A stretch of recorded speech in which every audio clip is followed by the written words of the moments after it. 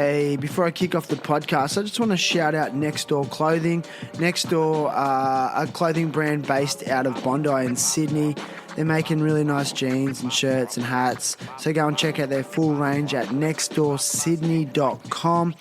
They're also artists, so you can go and check out a range of art. They put on rad parties, and I love what they're doing. So nextdoorsydney.com for the full range.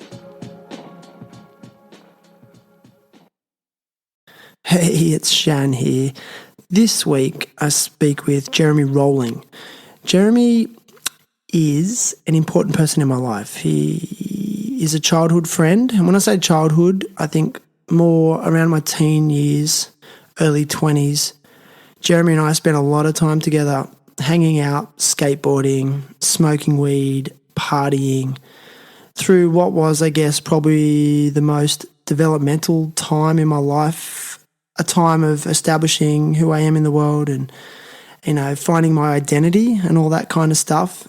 Jeremy was the oldest of our crew, pretty significantly actually. I think he's around 5 or 6 years older than me.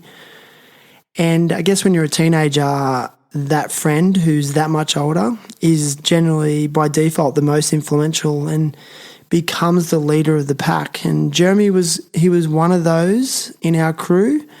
He was the catalyst for, our drive and our love for skateboarding. He was the catalyst for our partying and just getting everyone hyped up. And, in this episode, we spend a lot of time reminiscing on our teen years of our life. And I don't think our story is too dissimilar to most young men's or young women's, where you have those golden years of, no responsibility and just doing whatever you want, whenever you want, and getting up to mischief. And, for me, it was such a magical time, but it was also coupled with a lot of pain as well. I was the youngest of the crew. Jeremy was the oldest of the crew. And I became, I guess, subject to bullying by these people that I really looked up to as well. We talk about that a little bit.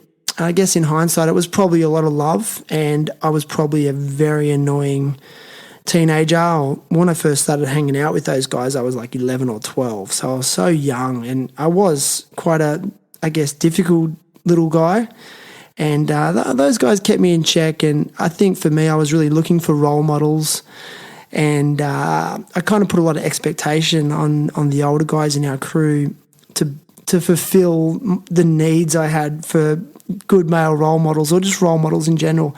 And I did, man. I looked up to those guys. And Jeremy was one of the main guys. And then all these years later, spending time with him and hanging out as full adults and fathers, it's really interesting. It's just the deep love I have for the guy. And I have a really deep love for him, like a brother, literally. We all have those people in our life that really know us. They've known us for a long time, and they know where we've come from and what's got us to where we are now in life. And they're so important to stay close to. And Jeremy's one of those people for me. So that's why I wanted him on the podcast. So in this episode, we will be talking a lot about skateboarding in the context of growing up. We mention a lot of old names from the past that won't be familiar to you, that you won't really know, but maybe try and listen to it in a way that you can relate to that period of your life from, around 12 years old to your early 20s. And that's when our crew started to disband. Everyone started getting girlfriends and serious relationships and full-time jobs and responsibilities. And before you know it, the crew starts to, slowly fade into the background. And, it's great. He's a great guy, and I hope you enjoy the episode. If you're feeling inclined to support THT, I now have Buzzsprout subscriptions. I still have the Patreon going, but I find Patreon a bit clunky. Buzzsprout is actually linked to my host of this podcast, and the good thing about it too is you can choose what you pay and what you feel that the podcast is worth to you. And it's a monthly subscription. It can be as little as $3 or it can go up from there, whatever you're feeling. So yeah, I get a few people ask me about how they can support the show, and that's one way you can do it. You can find a link to it in the show notes. So anyway, enjoy the episode. And as always, I'm doing it for the kids. Terrible Happy Talks. Terrible Happy Talks. Yeah, good to meet you, man. Whoa. Bit on pearl. Go. 3, 2, 1. All right, let's do this. Hey, I'm just curious. So, like, what got you into basketball, NBA? Like, Basketball? Why are you so into that? Oh, I think probably because of the skaters I look up to, like Rick Howard and Mike Carroll and Costin. And yeah, right, Costin's head to toe in the gear. I think that's when Kobe's doing the playoffs. So that rubbed off a bit. But in 2016, I was at home flicking through TV and Kobe's retirement game was on live, free to air on Channel 7, and I just watched the whole thing. Couldn't believe it. That got me pretty psyched. But then about 4 years ago on Boxing Day, we went to the pub for lunch and the Lakers were playing the Clippers. And it was LeBron, you know, and I just got hooked.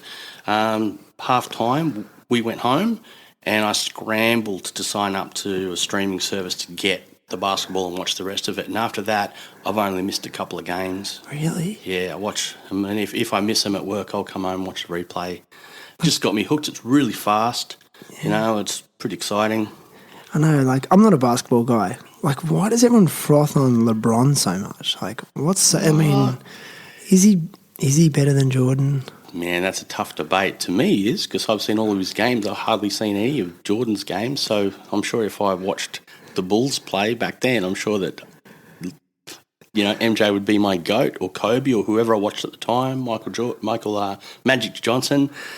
But I watched all of LeBron's games, and he can just turn nothing into something. He's really, really competitive and aggressive and skillful. Yeah, he's my favourite. I'd like to think he's the GOAT.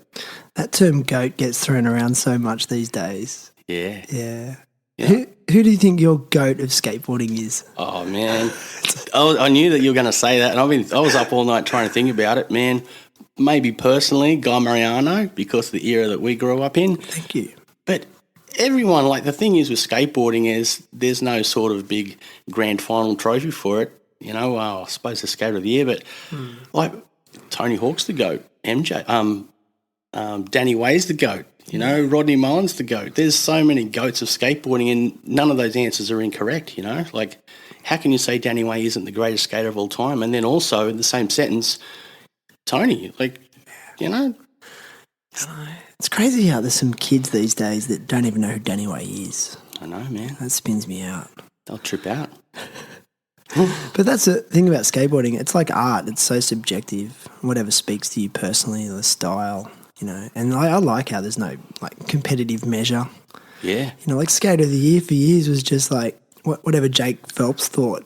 That's right. I think that he'd get the votes and he'd make his own decision on the day. Yeah. Yeah, I know. It's the best. Do you think, like, skater of the year's been diluted a little bit? With the whole advent of voting, like, it's just a popularity contest. Maybe. Like, all of the parts that come out, you know, I think it's pretty clear, you know, there's a clear winner. For me, you know, I thought that no one could ever come near the parts that Nigel put out, but, man, you watch Tyshawn's clips that he had out last year and, you know, it's just incredible. It's incredible. Like, that backside kickflip over the subway station platform, like platform to platform. Yeah.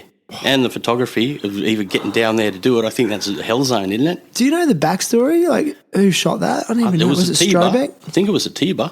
Was it a T-bar? Oh, I didn't know. And, like, you know, those subways, there's an electrical line that they say you're not supposed to go near. I don't know if it was one of them ones, but it's a pretty hellish photo. Looks pretty good. Yeah, it's insane. And, like, you see Nigel's rails in all those clips. He had, like, 3 clips out late last year, and it was all ridiculous handrail stuff, tech stuff on big rails. But then there's that, I think it's Play Dead, the Supreme video. Oh, yeah. Play Dead. There's Tyshawn, who got Skate of the Year again.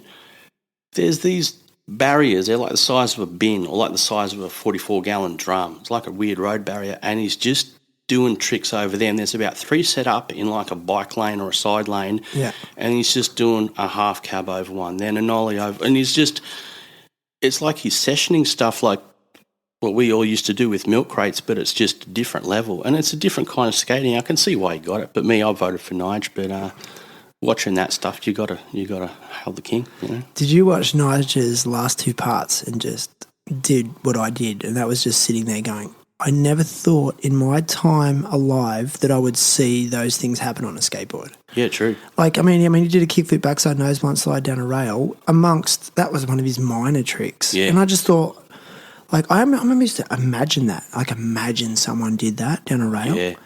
And then it's actually happening in real life. I'm like, no fucking way. It's scary. Imagine yourself rolling up to that rail and thinking, you know what, I'll just flick it and I'll just see if the nose comes. Like, imagine trying that. You're going to die. I remember a conversation with you a little while ago. I was talking about Nigel's clips and I mentioned death risk. And I hope he calls his next part that, man. Death risk. It's true, hey. It's scary. The best way to sum up what he does. Yeah. Like every trick is there is a legitimate death risk. Yep. Death risk skateboards. There you go, Jem. Death risk. That sounds cool. That can be your board company. Don't steal it, Shannon's listeners. Yeah. Do you like, in terms of Nigel's steez, in terms of what he wears and his personality and stuff, like, do you like it? Oh, I think it's cool because it's unique. When you and I started skating and we got the loose jeans, nobody liked our pants. No one likes Nigel's pants, so you can't really hate on him for what he does. It's different, you know. I'd like it if you wore some jeans. I reckon you'd probably win Skater of the Year if you had some messed up jeans with the ass out of them. It's got to be the difference, bro. Imagine Nigel in a pair of Dickies. Yeah. Is that going to be the difference? I don't know. Man, the shirt with all of the skate holes in it, spewing up on the side of the stairs, smashing PBRs. He's got it. Next year, 2023, Nigel, let's film that part, get you hashed out. Yeah, I don't know. Remember, like, when we were younger, it was like, there's that, in the early 90s especially, it was like that Hesh versus Fresh, you know, like it was almost like Anti-Hero v World Industries or Girl, you know. Yep. That was, Girl and Chocolate were Fresh, Anti-Hero and those guys were Hesh. Yep. And, you know, other brands like Consolidated and who else was there? There was sort of a Hesh brand. I remember Consolidated, they were heaps cool. Yeah, Al Peterson. Yeah. Yeah. I don't know. I guess with Nigel, I don't know. I think he loses a lot of people because of the Lycra. I think skaters just can't deal with the Lycra. Yeah. I'm sorry. Yeah. Yeah, it's a different look, you know. It's very athletic look, but he's doing athletic kind of stuff. It sort of, you know, makes sense to me. Yeah, it makes sense. Doing his own thing, which, you know, we always credit skaters and praise skaters for being unique and doing their own thing, and he's doing it, and it's his own, very own unique thing, and, you know, some people are hating on it. I think maybe just give him a break because he's a skater too. He was Skater of the Year. Busting himself. He is Skater of the Decade, really. Let's face it. Yeah. Who knows? Maybe there's something else he's done behind the scenes we don't know about that makes people dislike him. Who knows? You know, but them clips are crazy. The death risk is real. Death risk. Dude, that's got to be a brand. I can't believe no one's thought of that, Greg. Yeah. I'm gonna edit that part out. I know you got an LA Dodgers hat on as well, so you're a baseball guy? I don't like baseball. I don't watch it. But I really like Magic Johnson, and he's a co-owner. Yeah, I didn't know that. Yeah, and it's a steezy hat, but yeah. It is a steezy hat. Yeah, Magic, he's a co-owner. He's owner or co-owner of the LA Sparks, the Rams. He owns a lot of teams. He's a genius businessman. Magic's a genius businessman. I didn't know that. Has he still got HIV? Well, I don't think you can not have it, man. I think he's got it for life, but he's just managing it. Dude, I remember when that was all in the news. Oh, Magic Johnson's. Well, it was actually like, it was actually advertised as like Magic Johnson's got AIDS. Yeah. You know, but he didn't. He had HIV. Yeah. And he's still alive. So he looks healthy as hell. Yeah, killing it, eh? And it's cool how like Shaq's still on the scene as well. He's started to pop up in a few things. Yeah. Seems like such a legend, eh? He seems pretty cool. He's in all these ads in Australia now. I noticed that. On TV ads. Yeah. Ripping.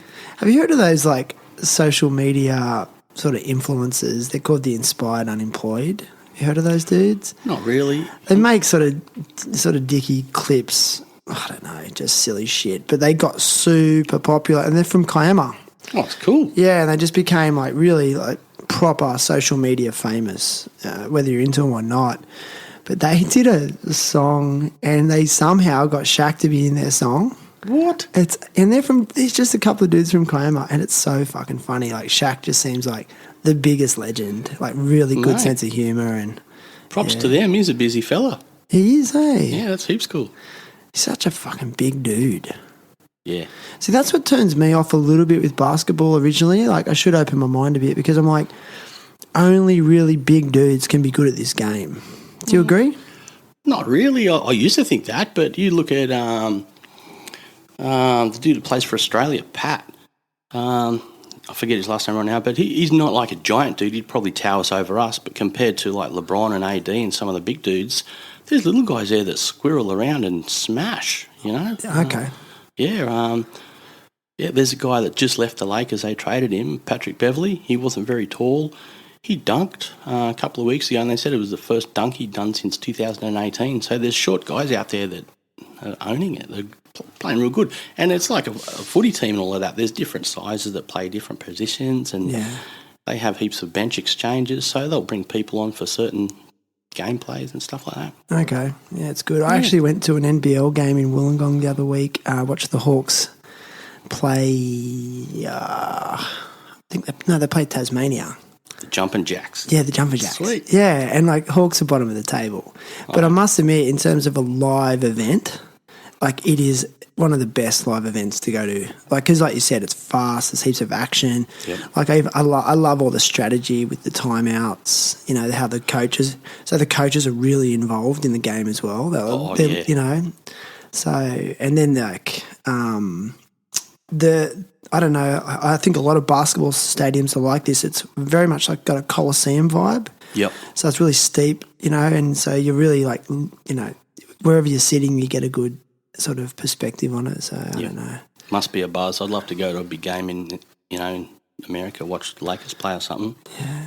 Maybe next year or the year after. Actually, years and years ago, I was dating a Canadian girl, and I watched the Raptors play at the Air Canada Centre in Toronto. No way. Yeah.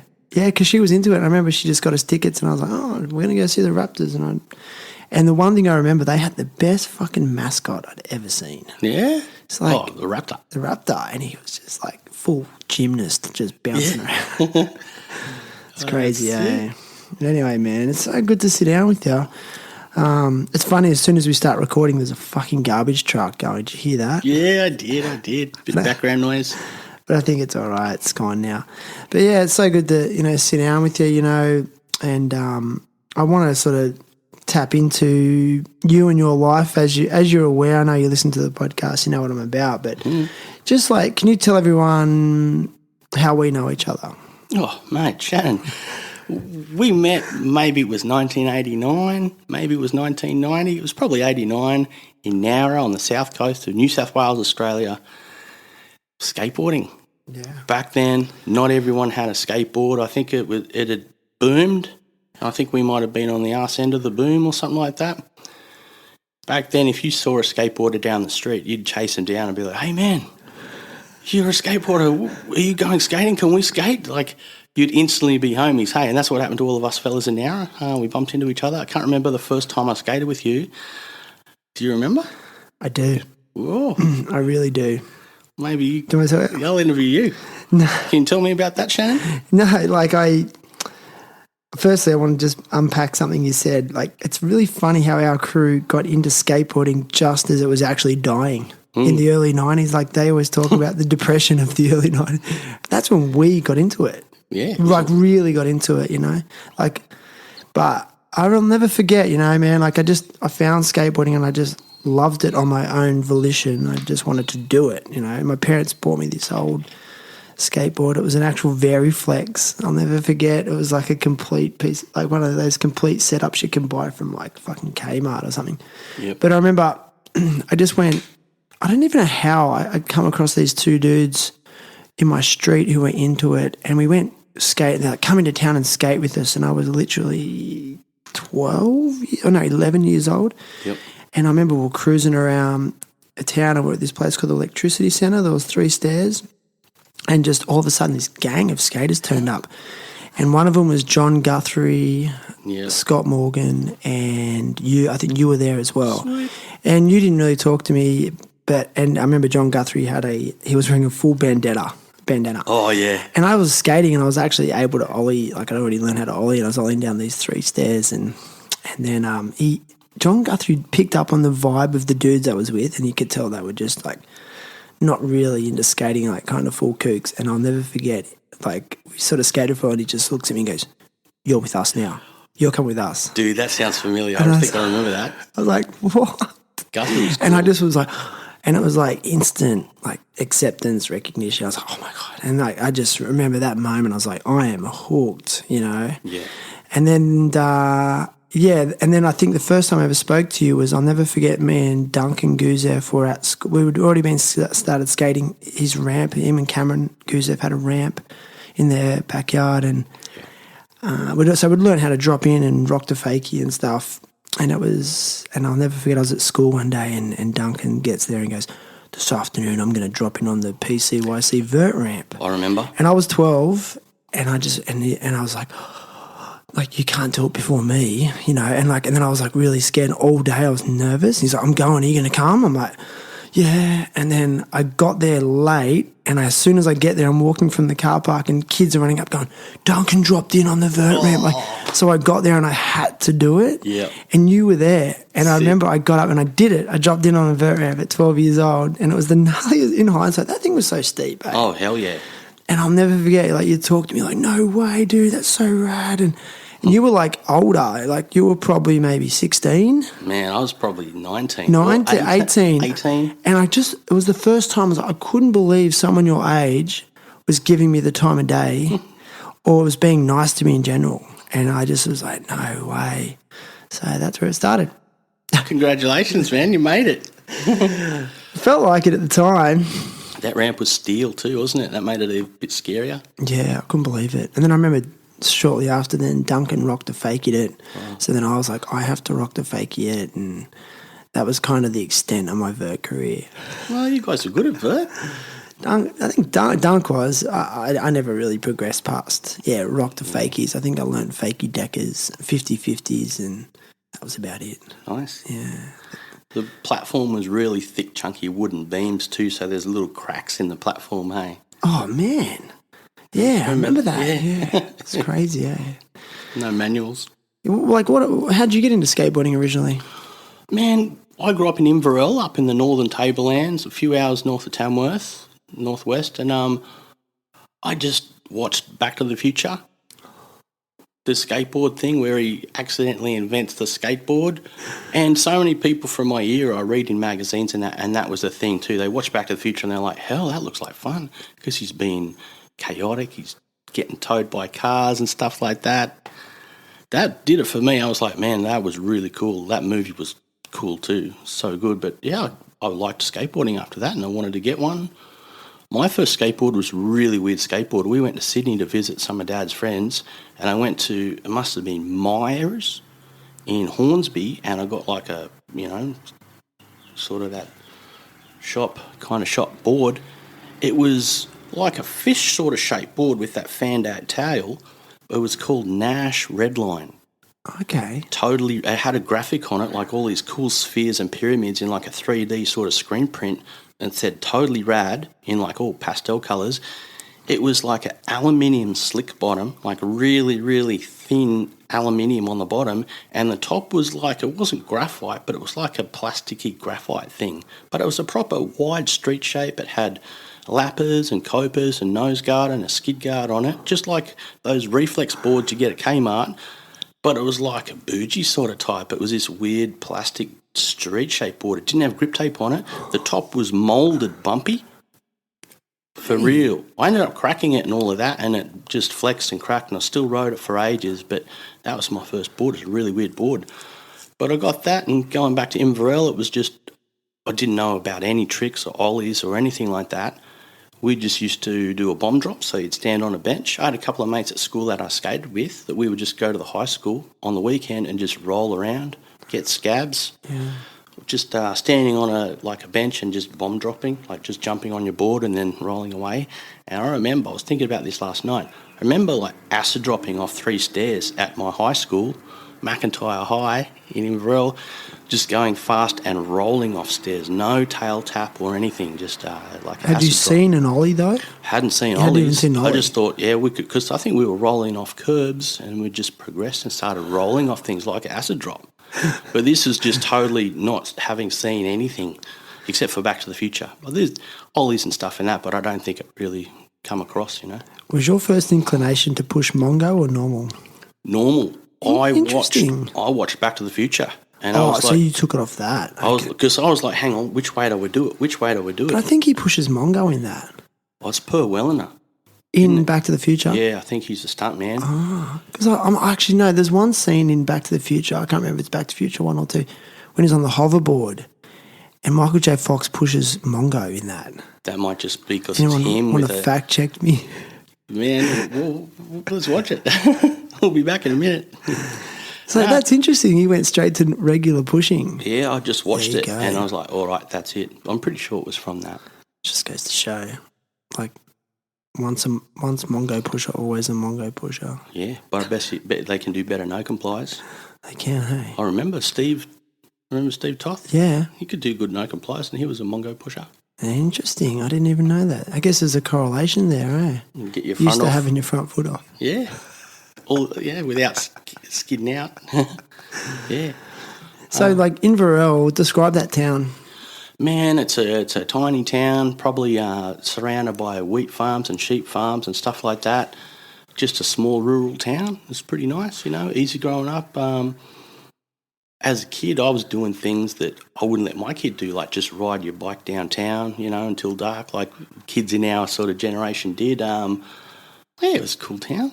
Nice, So skateboarding would have been like a really foreign activity in that town. Oh, yeah, there was maybe 3 people that were my mates at school that did it. I don't think anyone else did it. Looking back, though, there was heaps of cool stuff that people would be skating these days. But back then, rails and things like that, banks, just weren't on the radar. Did you get the full Outcast vibe off the town? Not at all. Interesting. No. Well, the thing is, where we were skating, there was no one around, like the high school on the weekend, maybe a little bit of the main street on the weekend. And in the 80s, there was no shops open. There might have been a pub or 2 open and maybe the chemist, but that's it. There's no shops open at all. Remember us skating in Nowra? The pharmacy and the main street would be open, supermarkets, and that's pretty much it. We had the town to ourselves. On a weekend. Yeah. Yeah, it was kind of like all the shops I still remember all the shops would close at midday on a Saturday. Yeah. So then you had, like, town was yours, like, from midday, Saturday afternoon, and then all day Sunday. Yep, the downtown playground. It's crazy, hey? Yeah. Those days, we're pretty lucky to have those days. We are, aren't we? Skating, $2 in your pocket. $2. What would you spend your $2 on? Dude, you go and get $1 worth of chips, which would be like a small pillowcase-sized chips for $1. You could help yourself to sauce. You didn't have to pay for a little thing of sauce. And you get a can of Coke for 80 cents. You have 20 cents left over to take home. Cans of Coke ended up going up to $1. So your $2 in your pocket for your little skate trip out with the homies was perfect. Your $1 worth of chips and a can of Coke. Insane, hey? Yeah. I remember the fish and chip shop would go to in Nowra, Seven Seas. The 7 Seas. They're the best chips. Because I remember I remember I used to get a 500 ml bottle of Coke in a glass bottle. The Buddy of Coke come out and it was a I promo. think it was $1.20 though or something. At first it was $1 as a promo to introduce us to drinking more Coke in a glass bottle. Yes. Then they went up. Oh, that's right. Yeah. But yeah, at first they were $1, man. Insane. I think I remember getting it. Yeah. And then the addiction to caffeine started. Yep. Get a big Coke. Do you remember, though, the 7 Seas? They had those sort of terraced steps out the front, so it might have been 3 steps up to it, but it started off as one because it was on a slopey footpath and you could do a roll on slappy. Yeah. And while we were waiting for our food, we would skate the shit out of their front stairs and they would never say anything to us. Bizarre, wasn't There'd it? be 10, 12 skaters sometimes going bananas out the front of their shop. Yeah. And they never told us off. It's insane, huh? Yeah. I think we used to like chip the tiles and stuff and everything. Oh, I'm sure we would No have. one give a shit. Actually, that just sparked a memory. I remember it was a kid in my street in North Nowra, And he was from like a really good home. He had like, this family had the best house in the street, and I was from the worst house in the street. And he was kind of getting into skating, but he wasn't legit. And I remember I went to his house, and because I was so used to skating the steps at the front of 7 Cs with tiles, they had these nice, really fancy steps, tiled steps. I was like, oh, sick tiled steps. Like, these things grind, you know.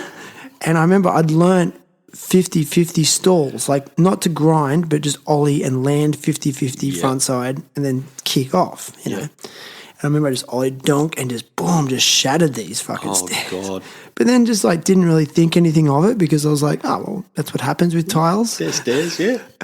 And I remember his dad was so pissed off, like so angry. And then I remember I seen him one afternoon. He's like, oh, Dad said I'm not allowed to hang out with you anymore. I was like, oh, really? Why? Because you chipped the stairs. And I remember I had to go back to his house to get something, and his dad had like glued all the chipped tile back onto the step. And one trick. I don't know. That's so sick, man. I never even heard that. That was great. I feel bad for him. Oh, yeah. But I guess that's at the time, like, we didn't think about the damage or anything like that. It was just all about having fun and doing our thing. It was just second nature, wasn't it? It was, man. Simple pleasures. So, like, how did you transition then from, like, rural Inverell to where we met on the South Coast? My parents moved to the South Coast, so when I was growing up in Inverell, I probably went to the beach, I don't know, maybe 3 or 4 times in my life until the age of about 15, right? Yeah. We moved to Vincentia, walking distance from the beach. I got a skateboard as a little present of, here's the new place, try and settle in, I'll buy you something, to make you feel happy because you moved away from high school and everything like that. I got a skateboard. I got a Rob Roscott, the ugly stick Santa Cruz board. I got tracker trucks with plastic base plates, cockroach wheels, which was awesome because that little shopping centre at Vincentia at night time, I'd go and skate there on my own and there was cockroaches everywhere. And I'd run them over and I'd be like, oh, I've got cockroaches' wheels. And there's pictures of cockroaches on my wheels and I'm running them over and stuff. But yeah, I just moved down there. Still, I got the skateboard. I was still really interested in doing it, but I still hadn't ollied yet. And I'd taught myself how to ollie. So, okay, had you seen an ollie at this stage? Hadn't seen anyone do it. But you'd heard about it? I'd heard about it. I remember there was some surfy local kids down there. And they were talking about some of the guys in Nowra do this thing called ollie, where they squat down really, really low, and then they smack the tail on the ground and jump up, and they jump into the air. And I just remember I didn't even try and figure out because it just sounded so silly. How can you go down and come up, It just seemed like the weirdest thing. So I didn't even try to figure it out because it was just such a weird concept. But I got a skateboard magazine, and there was a photograph of Chad Ford, and he was doing a street ollie. And his sort of tail was low to the ground and his front foot was really high off the ground, so he hadn't flattened the ollie out yet. But his front foot was curved. So that ollie hole you could see that side of his shoe was touching the board. So when I was trying to do it, I just had a little bit of concrete out the front of my house. It was painted concrete, so it was super smooth, about as wide as a footpath, a bit of length, and had a garden hose there. And I was just trying to bend down and jump up, and I hadn't popped the tail yet, but I was wheel bonking off the hose, and I was just doing that over and over and again, just having so much fun doing these little wheel bonks, seeing this thing, okay, he's bending his foot, so I've got to bend my foot, and that's making my foot slide on the board a little bit, and it's starting to work to ollie, and then one day I popped, ollied over the hose. I didn't know how I did it. It was like a fluke, and it was perfect ollie. And then I think I spent another week like I've got to pop that tail, and I couldn't do it. Then I popped it, and my back foot come away, and I landed like a fandangle. So my back foot's off the board, my front foot's on the nose of the Rob Roscott board with like a 3-inch, 4-inch nose, and the leverage, like all my weight's on the nose of the board, right? The leverage smacked the tail into my mouth, and it knocked my tooth out and put a massive hole in my lip. And I might have been 17, I might have just been late 16. And I'm playing on this toy, and my parents come home and they see me with a destroyed face and broken tooth permanent. I didn't break my wrist, tooth's gone. They flipped out. They're like, whoa, this is terrible. This skateboarding's horrible. They didn't like it. I had to go to an emergency thing, like at the Standish Medical Centre, like after hours. Dentist came in and pulled the rest of the tooth out and stitched my lip up. And then I come back and I mastered the ollie. Still skating on my own at Vincentia, I learned how to ollie up curbs. A little while after that, I was pretty happy ollieing up curbs. I thought, that's it, man. I've made it in skateboarding now. I can ollie up a curb. That's the most ultimate thing, isn't it? When you're skating around and you've got to get off your board and get up the curb and then get back on, when you open up that world that you can just ollie up any curb in front of you and just keep rolling street to street, block to block, that's the best. I do remember... Because you really feel like you're part of the urban environment and you're... exactly. You're like bouncing around like a superhero. Yeah. Okay, I don't know. I don't walk anymore. I roll and I don't step up things. I jump up them. Like it's amazing. Up the curb. It's the best thing. It opens up and it relates you to that street environment so much. It marries you to it, doesn't it? Yeah, and it's like all of a sudden, like everything's a playground. Everything's a playground. Yep. I couldn't believe it.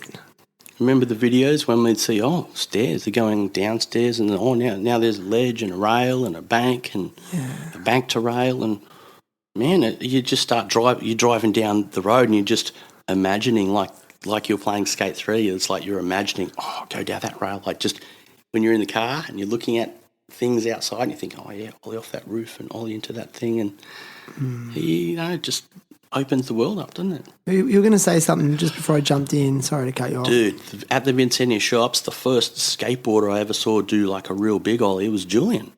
I didn't know him at the time. He was out there for some reason because he went to school with kids from that area and he was out there and he ollied a garbage bin laying on its side. You know, that proper steel trash can? Yeah.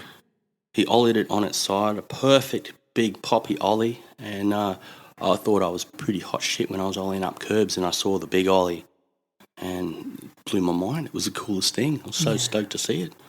And that sort of put a quest on to ollie bigger. And then I started coming into Nowra. First time How far was that distance from where you lived to where the main sort of city centre was? About 20 minutes. 20 minutes. Yeah. Did you have a licence then? I didn't have a licence, man, no. I held out. How would you travel around? I remember Mum and Dad went into Nowra to do some shopping. And Nowra Fair... Man, that was our skateboard mecca for a while. They had trolley returns with perfect concrete curbs, like a double-sided curb just on their own that you could board slide and slappy. They had like a little roll-on so you could slap it from the end and grind the whole thing. They were waxed up to hell and everyone skated them all day long, hey? Yeah. There was a jump ramp near there in the part of the car park that never got used. The first time I went in, my parents went shopping, I went out, skateboarders everywhere. I remember Brad Wilkie was the first skater that greeted me, and I was just looking up with my jaw open, just going like, whoa, people are going off the jump ramp and stuff like that. Little grommies going off the side of the ramp, you know. I rock up and I was like, didn't want to just snake a turn or anything like that. I was just standing around, and Brad Wilkie come up and he goes, mate, it's your turn. Just like the friendliest guy, and I was like, all right. I just started to do a little jump off the side of the jump ramp, and I think it might have been the weekend after. I was like, can we go back there? And there was some young'un, like a gingery-headed, snowy-headed young'un, that took me to Nowra News. So describe Nowra News. What was that? Nowra News, man, was the most amazing place. It was the local newspaper where they, wrote it and printed it and all of that. It was like a 2-story, just normal rectangular shaped building.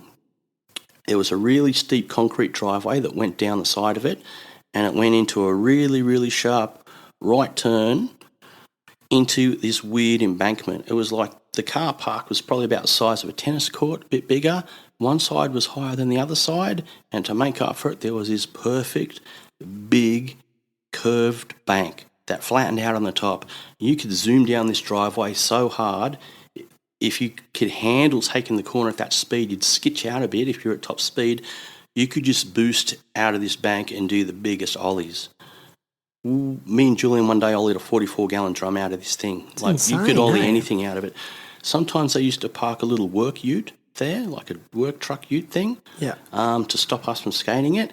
And they still had the handbrake on, but if we got enough of us on it, we could push it around. And I remember pushing it around so that I think the front of the truck was facing us and the back of the truck was, you could hit it sidelong out of the bank. I remember Kieran board sliding the back of this truck out of the bank.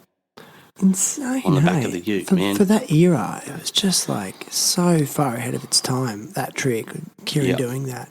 I also remember, I'll never forget, Scott Morgan kick-flipped out of that and he caught the kick-flip midair. Oh, yeah. Yeah, we got it on video. And I remember, I think we had a day where we rented a video camera. We did Anzac Day in 1990. It was that 1990, and I remember Scott Morgan does a kickflip, and it was a proper catch midair, and we were just like, wow. Because I think prior to that, our kickflips were very much just as mob as they could be. You know, Yep. you're just stoked if you land on the board, sort of thing. Doesn't matter how it happened, like but that one was like, whoa, I couldn't believe it. Proper But also, technique. to put it in context, there was no skate parks then. That's right. There was nothing. There was a police boys vert ramp, and that was it for we'd, us. We'd never seen concrete laid like that, you know. No.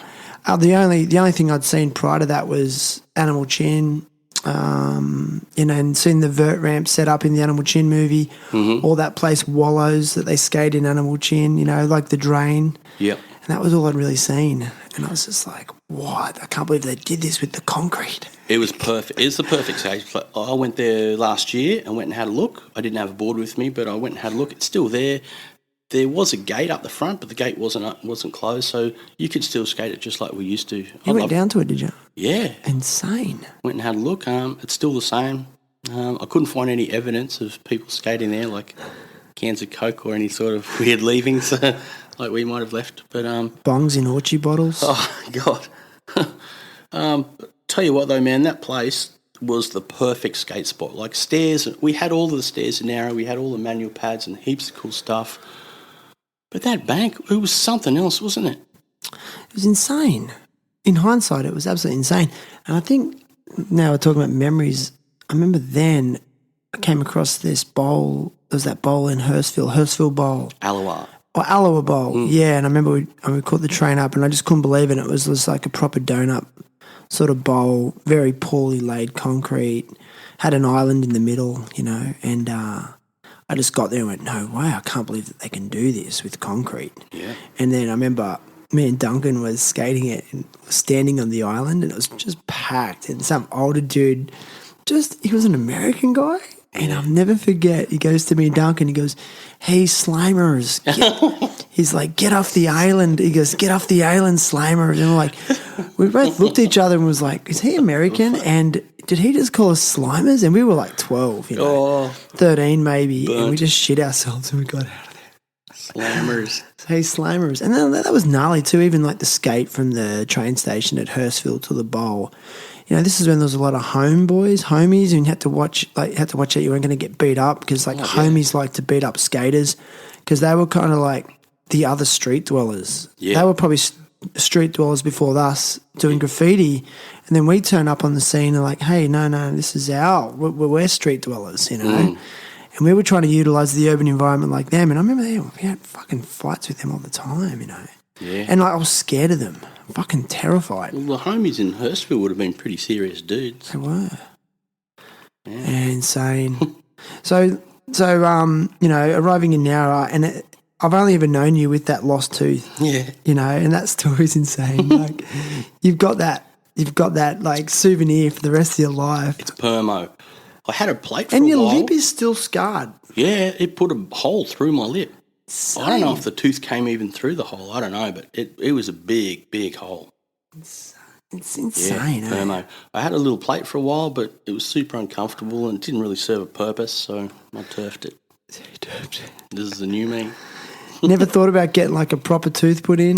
Oh, it's spooky because they screw it into your jaw.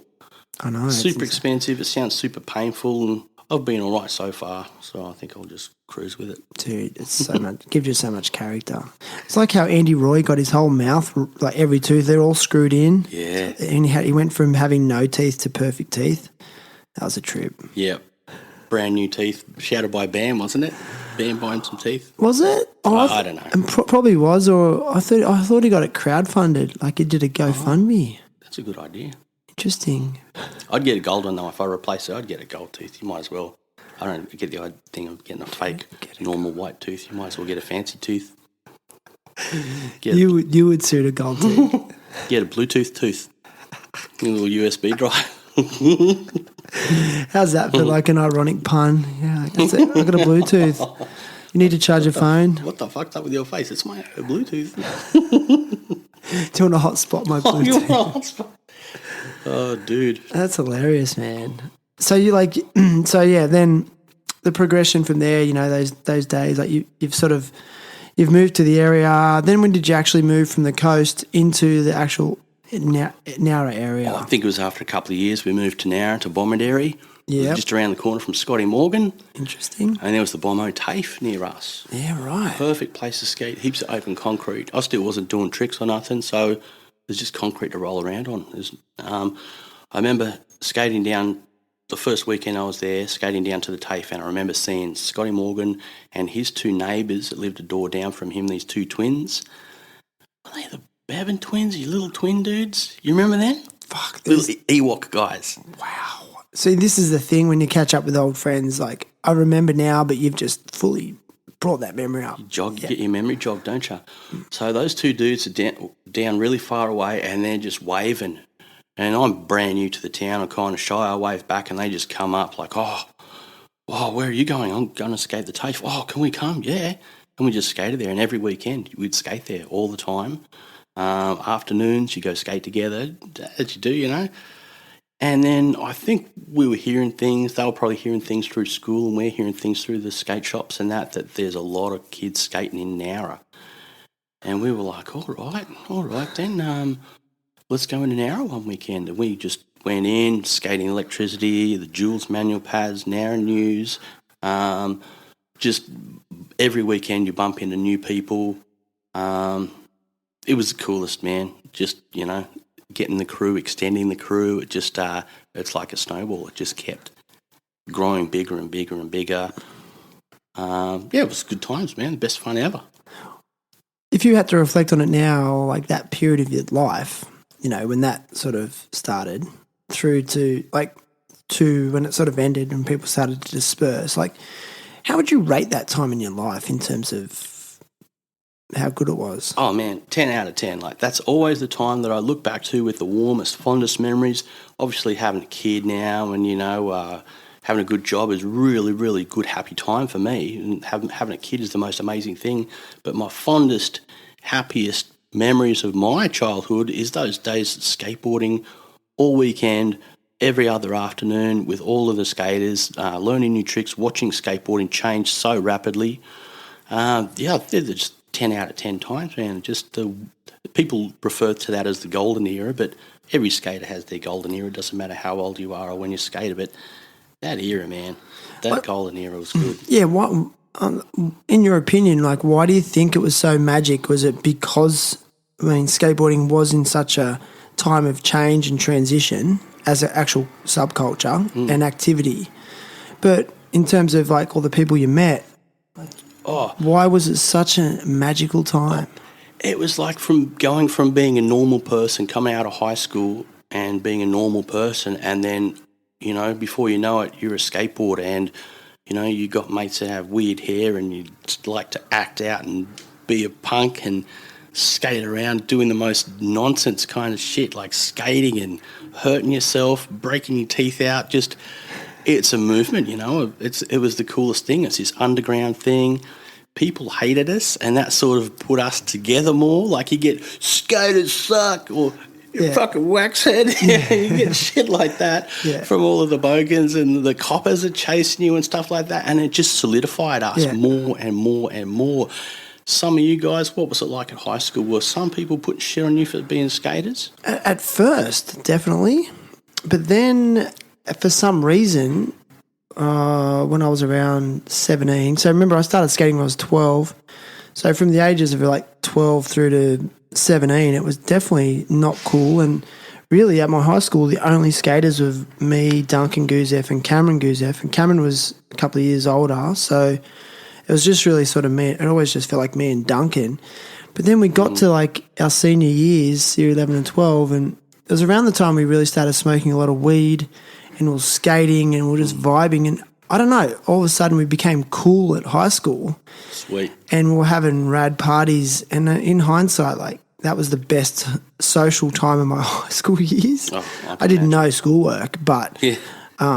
socially it just became cool for some reason. Yeah. I don't know, at school. Probably because you guys were such nice guys, and Cam was there a year or two before you, and he was such a nice dude. Everyone loved Good Cam. call, yeah. I think he sort of paved the way for me in dunk a little bit. Yeah.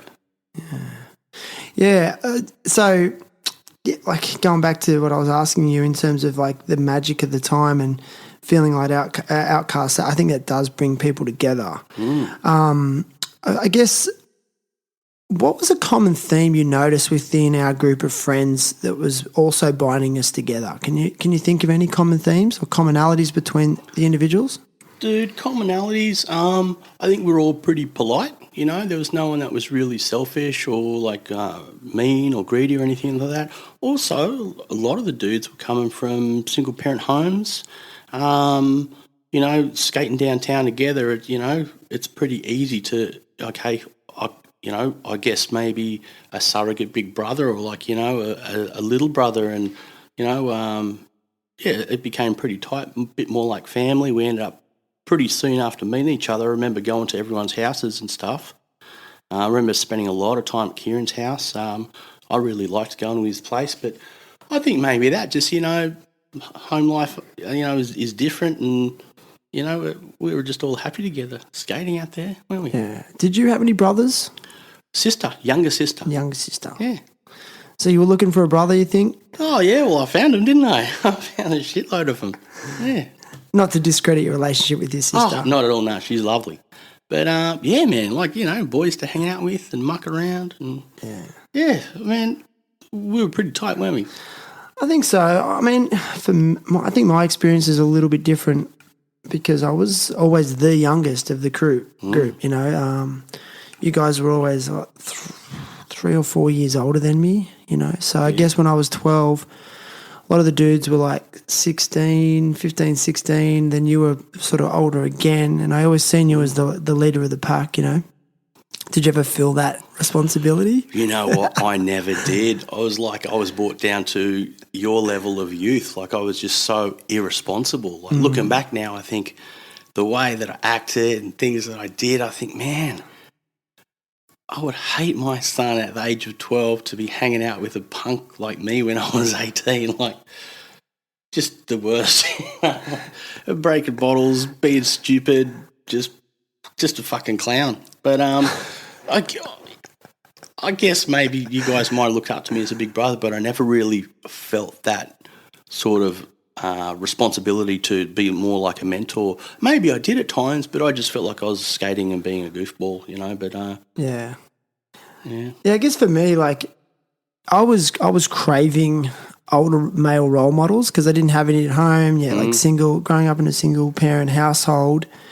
And I just never wanted to be home. You know, I hated it. And then, which I feel bad for saying because, like, my mum did so good. She tried so hard and same. But, yeah, I felt the same. You know, I just never wanted to be home. But then I think in a lot of ways, indirectly, I put a lot of expectation, like, unconsciously on the older crew. Specifically, I think I did it personally mainly to Cameron, Julian and you. And I put this expectation in my mind on you guys to be my male role models. And really, like, you guys are like 16 to 18. You know, you didn't sign up for that at all. No. And you were just being 16 to 18-year-olds. So, I don't know. I think, I don't know. I reflect on my teenage years with, you know, it was a troubled time for me. I really struggled a lot. I was really struggling at home for a variety of reasons. And skateboarding was my solace, and all I really wanted was just to be accepted by you older guys. That's all I wanted, you know. And you got that. Well, did I? You know. Fuck yeah.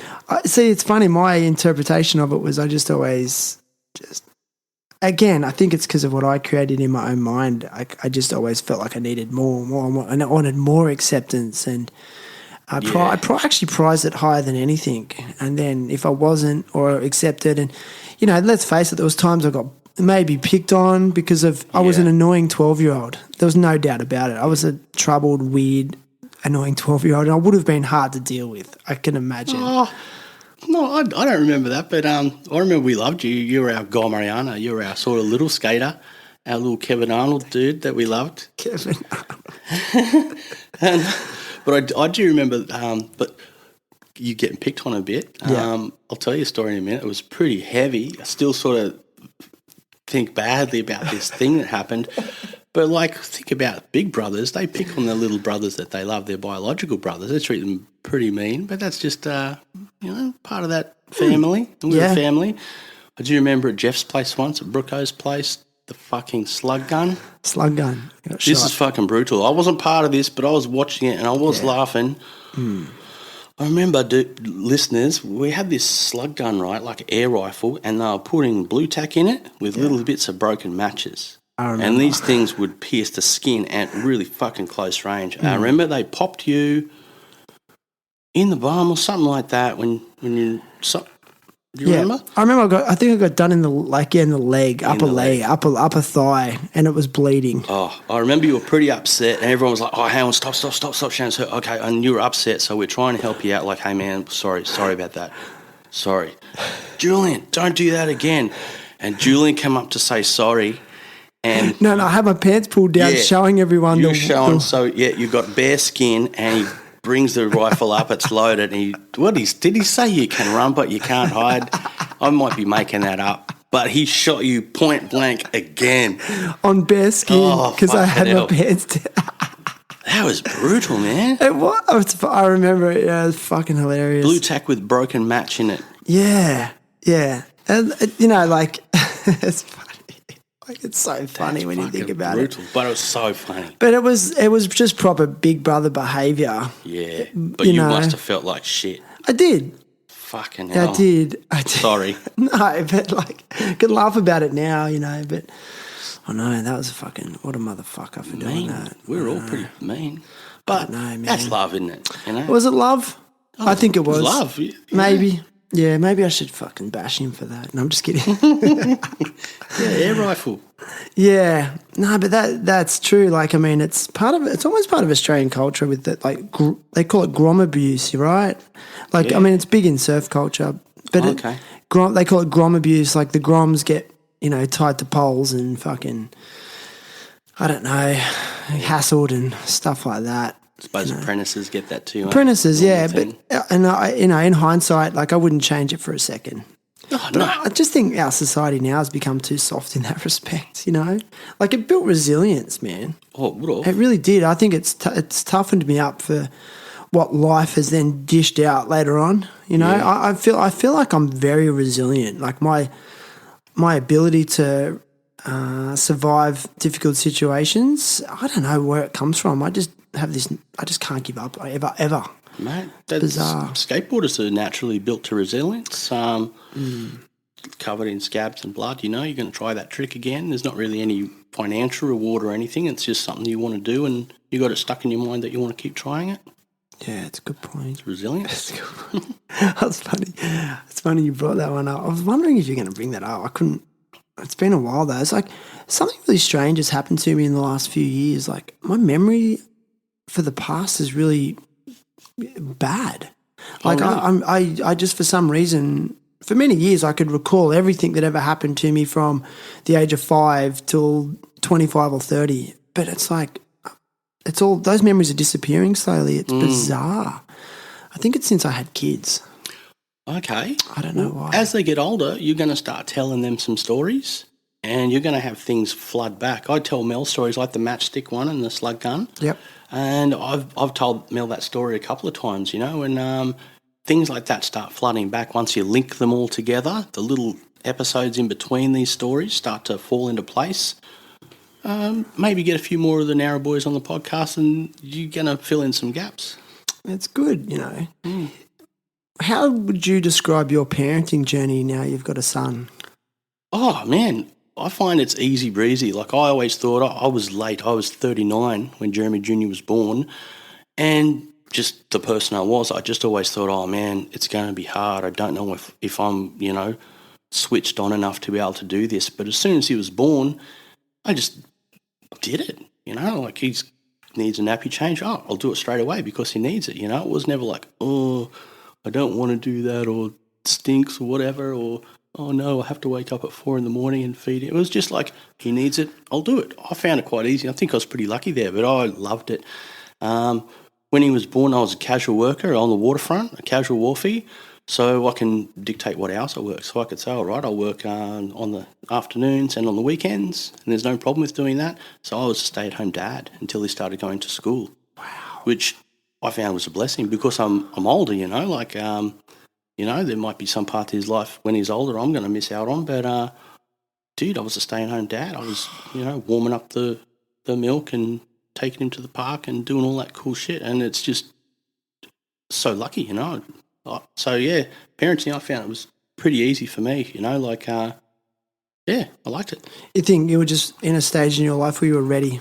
Yeah, in a stage when I was ready, but I'm sure if it happened at any time in my life, I probably would have stepped up to it.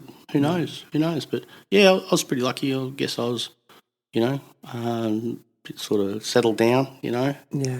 Yeah, I've loved it. It's been great.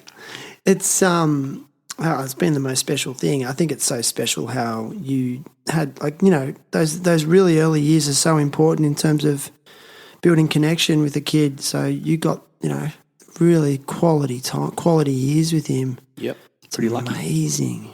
Yeah, a lot of people don't get that because they work so much. Well, nowadays I'm working all the time and I'm starting to miss out on things like his swimming lessons and a couple of things like that, some birthday parties that he goes to. But that's no big deal, I've already enjoyed all those other things. It's good. That's good, man. Yeah, I did it with my daughter. I made sure I took it. Well, before she went to school, I'd take a day off every week and just spend it with her. And I now do that with my son as well. Precious time. Well, it is because you don't get those years back. Do you kind of feel like once a kid goes to school, you start to lose them a little bit? I haven't found that myself, no. No, okay. Interesting. Yeah. No, not really. Sometimes he comes home from school and I'm like mobbing him, like, what did you do today? What was this like? What was that like? And what happened with this thing? And he's like, oh, I'm tired. I don't want to talk about it, Dad. I guess maybe that he's closed up a bit, but maybe that's the only thing I can think of. Yeah, it's crazy, man. I wanna sort of talk to you a little bit about like there's a period of time I remember about you that I find really interesting. So I think I was already now in my early to mid-20s. I kind of feel like our core crew had started to split up now. People are moving away and doing their own things and girlfriends and jobs and whatever. Yep. And can you sort of tell me about that period of time where you were just, you were doing some casual work, for our friends' seed picking business and and I'll never forget, you were just sharing a house and sleeping on basically a camping mattress. Yeah. And what was that time like for you? Dude, it was a good time because I was super free. I was staying at Carmichael's house, Chari, and I was sleeping on a mattress on his spare room floor. He let me stay there. I was staying at Cam's mum's place for a while because I was working with her in the nursery, doing seed picking out in the bush. I remember. That was cool, times in the bush, a bit of casual money. But I was still skating every day. I was skating on my own, catching up with some skaters in the afternoon. But I remember those days staying at Carmichael's place and sleeping with his dog, his little Staffy Ruby, would sleep in the laundry and she'd scratch the hell out of the door until Adam would get up every single night and be like, Jeremy, do you mind? And she'd come in and sleep with me. This is around the time I met Mel, and I had to tell Mel, like, hey, I don't have a bed. I sleep on my mate's floor with his dog.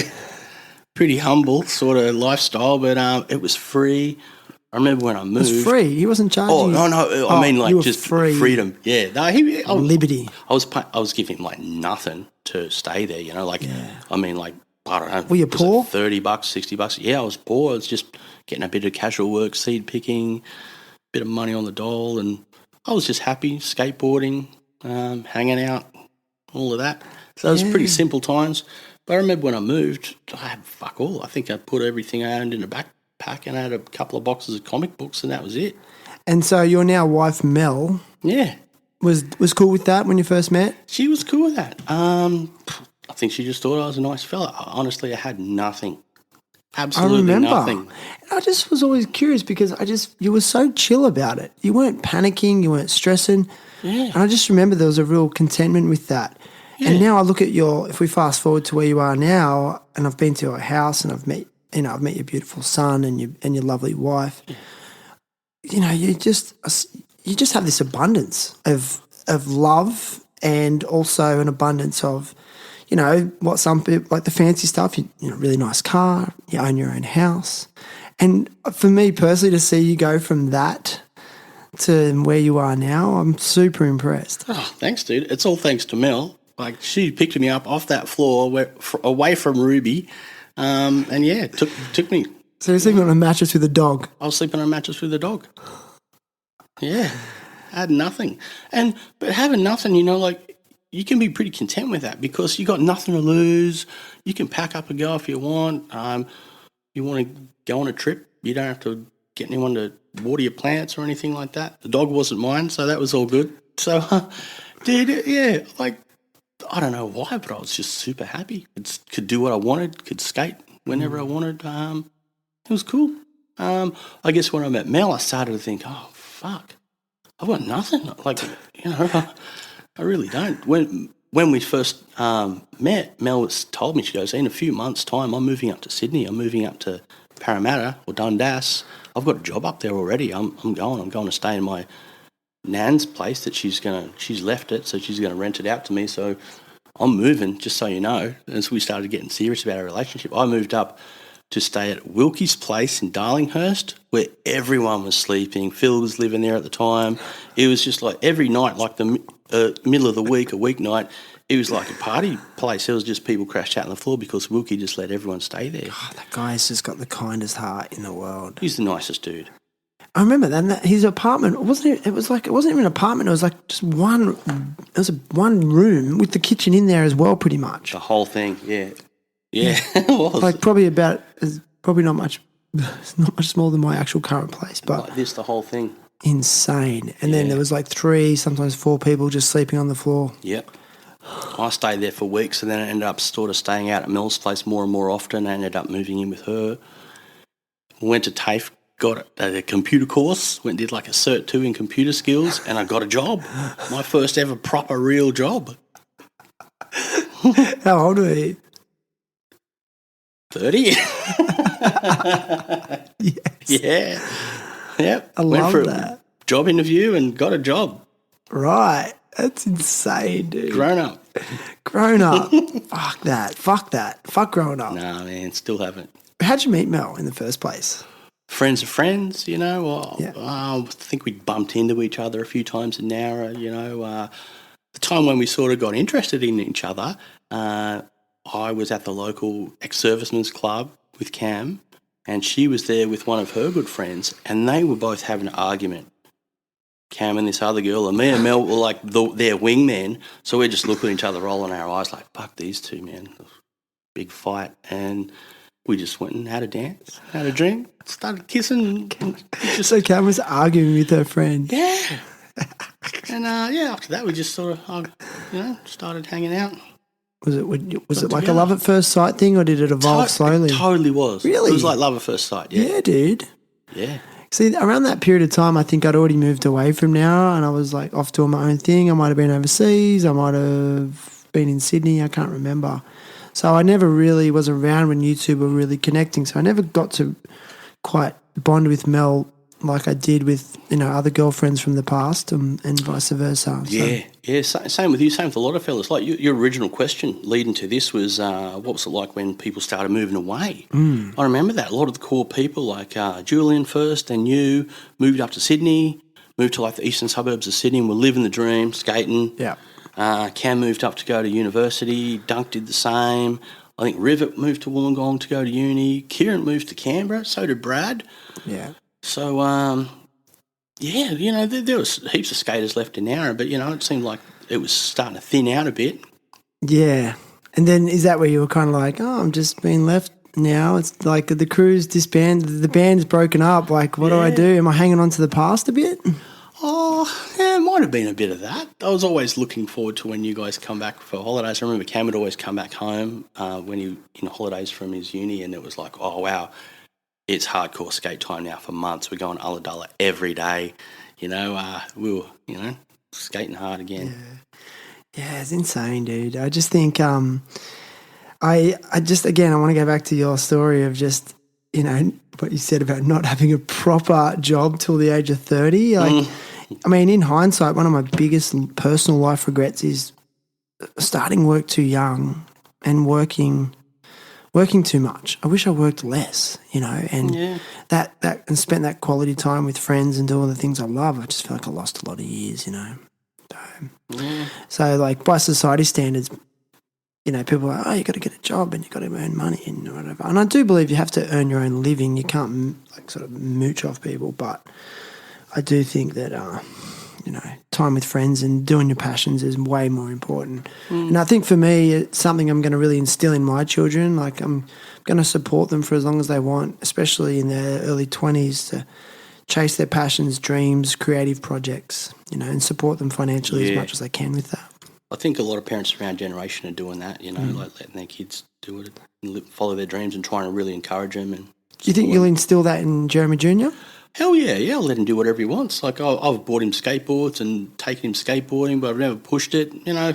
He wanted to get a scooter and a bike and a boogie board, so he could do whatever he wants. I'll take him over there to do whatever he wants. It's all good. Same with his career, whatever he wants to do, we'll be there to help him. Yeah, in terms of, like, because it's probably your dream as well, like, you want your kid to skate, You'd like it. And I don't know. Have you found it hard to restrain yourself in terms of pushing it on them? Oh, not really. No. Occasionally I'll say, hey, well, we're going to the skate park, and he'll be like, oh, I'm going to bring my scooter. I'm like, why don't you leave it at home today and bring the skateboard this time? And he's like, nah, I don't think I want to do that. I'm like, okay, no worries at all. Yeah. So, there's hope there. And every now and then, sometimes, actually, probably about 18 months ago, he just sort of had this little buzz when we started going to Stockton a bit on his scooter and his bike. And then one time he just wanted to take the board. And he actually did a couple of ollies. He was sort of holding onto like that rail. I think it's a rail you can chain your bike to, holding onto that and making himself do a little tiny ollie. Wow. And then he did at least one where he just popped it without holding on. And I was like, wow, this is so cool. This is great. But, he comes and goes with it, He's not fanatic about it, but he's only very young. Yeah. Yeah, that's a good point. And you can't push him. It has to be like attraction, not promotion. And that's what I've learned. Yeah. Because the more you push it, I don't know, like my son, his innate personality, he's quite strong-willed. And, like, as much as it's annoying sometimes, I'm like, yes, that's what I want in my kid. Oh, yeah. He's got the good skate sort of thing going on in his head and his body. You reckon? Oh, man, he can climb anything. He's super confident and courageous. He is. I think he's got what it takes if you've got interested in it. But he's obsessed with riding his bike, and to the point where and he loves going to the skate park, and he'll get on his bike and he'll roll in on, like, the biggest flat bank or any, like, transition spaces, and, like, no fear on his little bluey bike I bought him from Kmart. Yeah. But and every now and then he might sit on the skateboard and roll around, but I've managed to divert him from going near a scooter. Oh, that's good, yeah. Just haven't made it available for him, I feel so terrible when I take him to a skate park and I can see hardcore skaters there skating, and I'm just like, I'm explaining to him, okay, the traffic of this park is back and forth. Don't go across the park. And I just think I've bought a scooter rider to the skate park. I'm the worst, but they can see me in my skate shoes and shit. They know I'm all right. But it's funny. But he loves doing it, and I've taught him the skateboard etiquette, so he doesn't fuck the other kids up. I tell him, like, if you can see someone coming really fast up to this thing, they're going to do a trick, just step out of the way. Yeah. I think a lot of parents need to do that. But the mums that take their scooter kids to the park, they don't know the first thing about the skate etiquette. It's fucking like set and forget. They just and then they sit there on their phones and just like, fucking give me a break. I've heard some terrible things about the bowl, like, Bar Beach Bowl, that's 7 foot deep. Gnarly. The little tiny kids can't get sort of in or out on their own, so they'll put like 7 little kids in there, and they'll just be doing little circles around there, which is cool. It's a public place, people can enjoy it. But you can see like the really, really good skaters that are doing big airs and shit like that. They want to have a run. They've been waiting for 20 minutes patiently and politely. I've seen some kids go up to like the skate mum or heard stories more. The good skater go up to the skate mum like, "Hey, do you reckon we could have a turn?" And she's like, "You know, you're going to get fucked. You know, You don't own the go place." off their head. Yeah. That's bizarre. Yeah. Like we all learnt skate etiquette at a pretty early age, even just at street spots, you know. You don't snake every time at the stairs, you know. Yeah. You wait. Well, yeah, and regardless, there's there's got to be a respect for beginners and even beyond that. And then there's got to be a respect for advanced. Like there's people, this is what the average person doesn't understand. And for a lot of these skaters, especially the advanced ones, they've dedicated thousands of hours, you know, and done it for, you know, most of their life. And that's got to be respected. I'm not saying that they need to dominate, but that's where I just think, like compared to when we grew up, you know, I think hierarchies are necessary. Yeah. You know, if they're done with respect, but there is a hierarchy at a skate park, and it's the best skaters are the top of the pecking order, and For sure. they can still conduct themselves in a positive way. You know, but I just feel like if someone steps out of line beneath that hierarchy, they need to be put in their place. Otherwise, they're going to keep doing it. But I just see now it's just gone wild because everyone's afraid of like litigation or conflict and things like that, and it's just weird.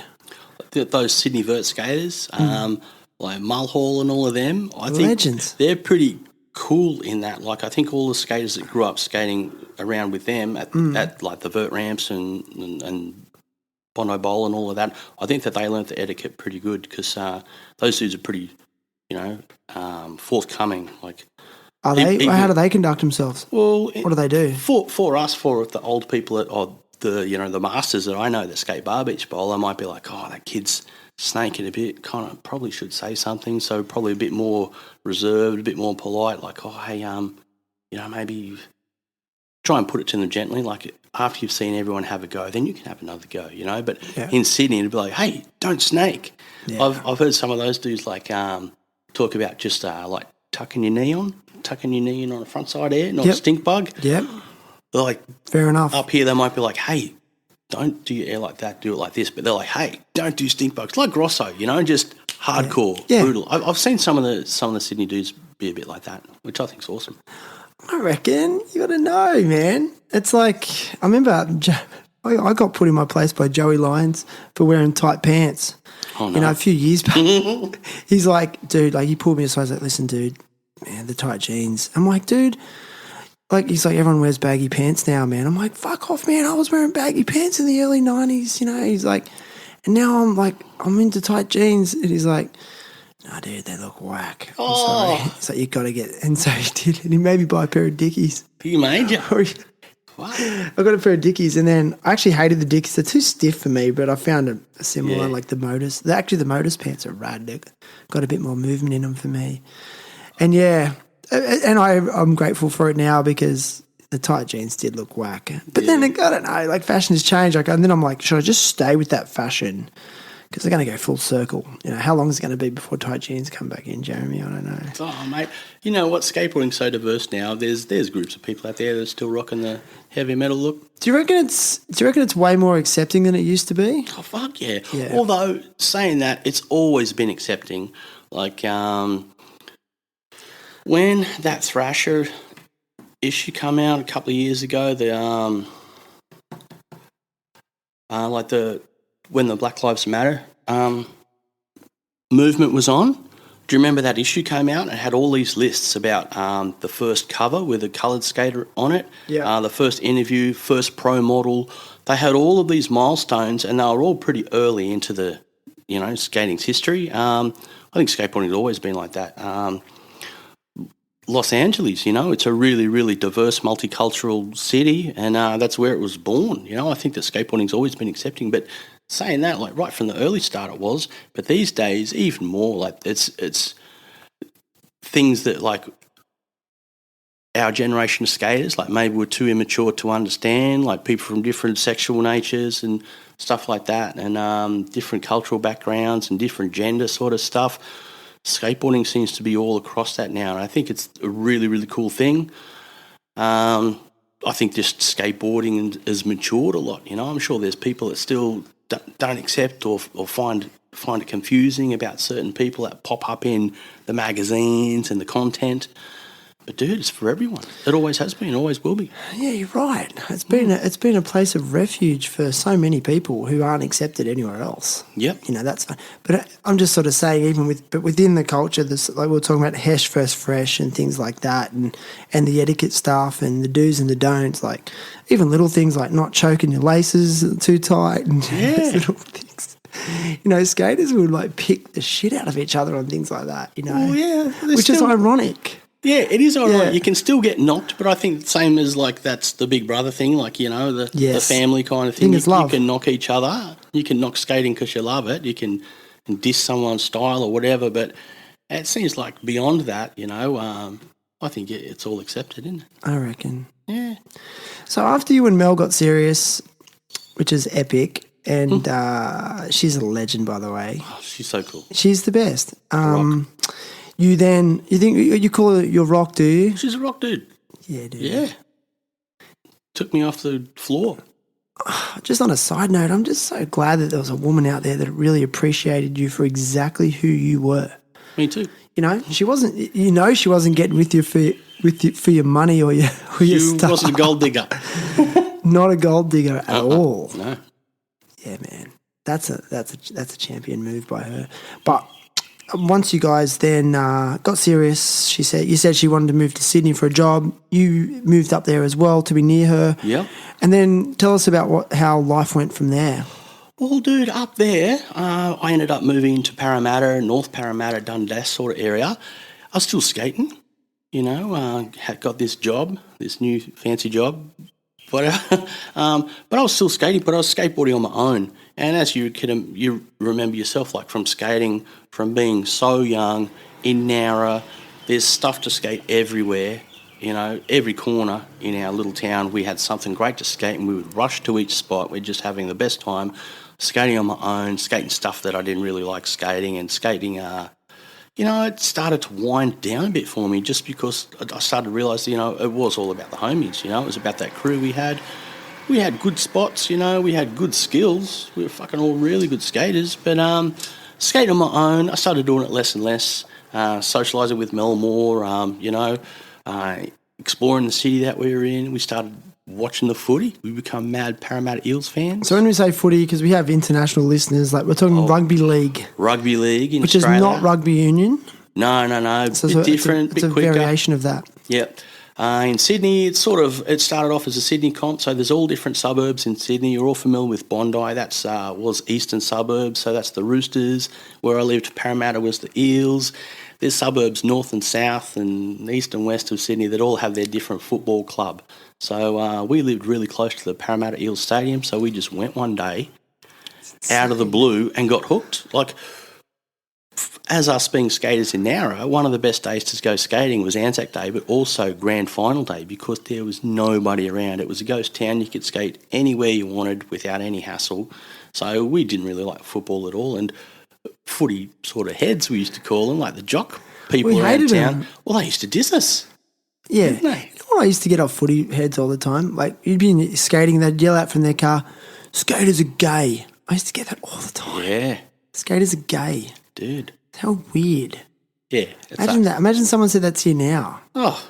It's the weirdest thing to say. It would. That word's got to phase out, man. Yeah. You know? It used to mean like in the 20s, gay was like, oh, what a gay day. You know, it's really, really nice. It's a bright, lovely, colourful day. And that word's been sort of taken and turned into a diss for those people, man. They should take the word back. But we used to use it as well. Yeah. Like if you know, like you did a trick that wasn't that great. Oh, that was so gay. Yeah. I remember Rick Howard said it at I watched him skate in a demo at Nexus skate park in the Gold Coast. Oh, that's so good. And he was trying to do I remember it was a 360 flip over this hip, but he had to the hip was on a funny angle. He had to pivot out of it, and he just wasn't landing it, and he just kept mucking it up. And then I just remember he goes, "Fuck, that was so gay." Can't imagine it now. Nah. Are you getting hot near that window? Do you want to pull the blind down? Cool. I'm cool. You getting a breeze? Yeah, I'm good, thanks. Yes. Nice breeze up here in the penthouse. Yeah. It's lovely. So, yeah, you were... Parramatta, started getting into the footy, started skating a bit less. I was still getting all the videos. I was still getting magazines. I was still wearing skate shoes. I still look like a skater. I was skating, but just not as much. Ooh, I did around this time hurt my back pretty bad, and then I stopped skating for good. In Nowra, there was the old skate park that they built. It was the new one at the time, but the old one now, it was behind the shopping centre. There was a bit of a bank that went to a tighter bank. Yeah. It wasn't really a bank that you could do tricks on or nothing. It was, you sort of had to wall ride onto it a little bit. Yeah. It wasn't like super steep, but, not like a bank you could like Ferry Meadow. Anyway, I got up on this bank, like wall ride into it, and I was going to backside nollie on it. Yeah. And just being all squashed up in that sort of wally up sort of position, when I nollied, it just squeezed my disc out and I completely fucked my back up. It was the worst thing. I got back spasms. It lasted for ages and it scared the shit out of me. Couldn't walk for a couple of days. Like I had to support I couldn't walk unless I had my hands on something, like the back of the couch. If I let go, these spasms would kick in. It was fucking scary. So I stopped skating for good after that. I was like, if I do another ollie, who knows? I could just really, really damage my back. And it scared the shit out of me. I stopped doing it. A few years later, I started to, I'll ride down to the video shop to take a video back. Video. Old days. Video Easy? Blockbuster. Blockbuster in North Para, mate. There you go. Fuck, they're got right down the way the shops. dodo, those things. Yeah. Anyway, keep going. Dude. So how long do you reckon you stopped skating for in total? It'd have to be a few years. Yeah, right. Started dabbling in it a bit, maybe going down to the little skate park at Para a little bit. Yeah.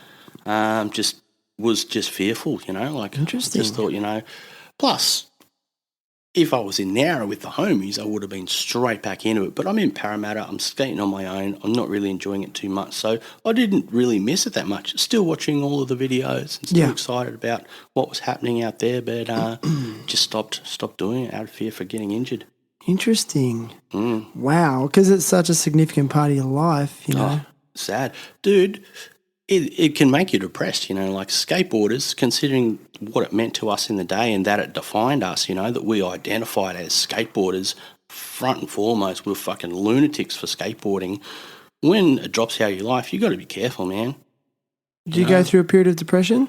I did, yeah. I got depressed. I think the job I had, I worked at Medicare for a little while, which Medicare's rad. Everyone thinks that Medicare bits people off, but Medicare's really, really good benefits for our health. We've got a good healthcare system. We do. It's super good. I was proud of it when I worked there and learned about it. I was like, fuck, we're lucky. We are. Compared to a lot of other countries, man. People don't realise. Yeah, but working there depressed me. We moved up to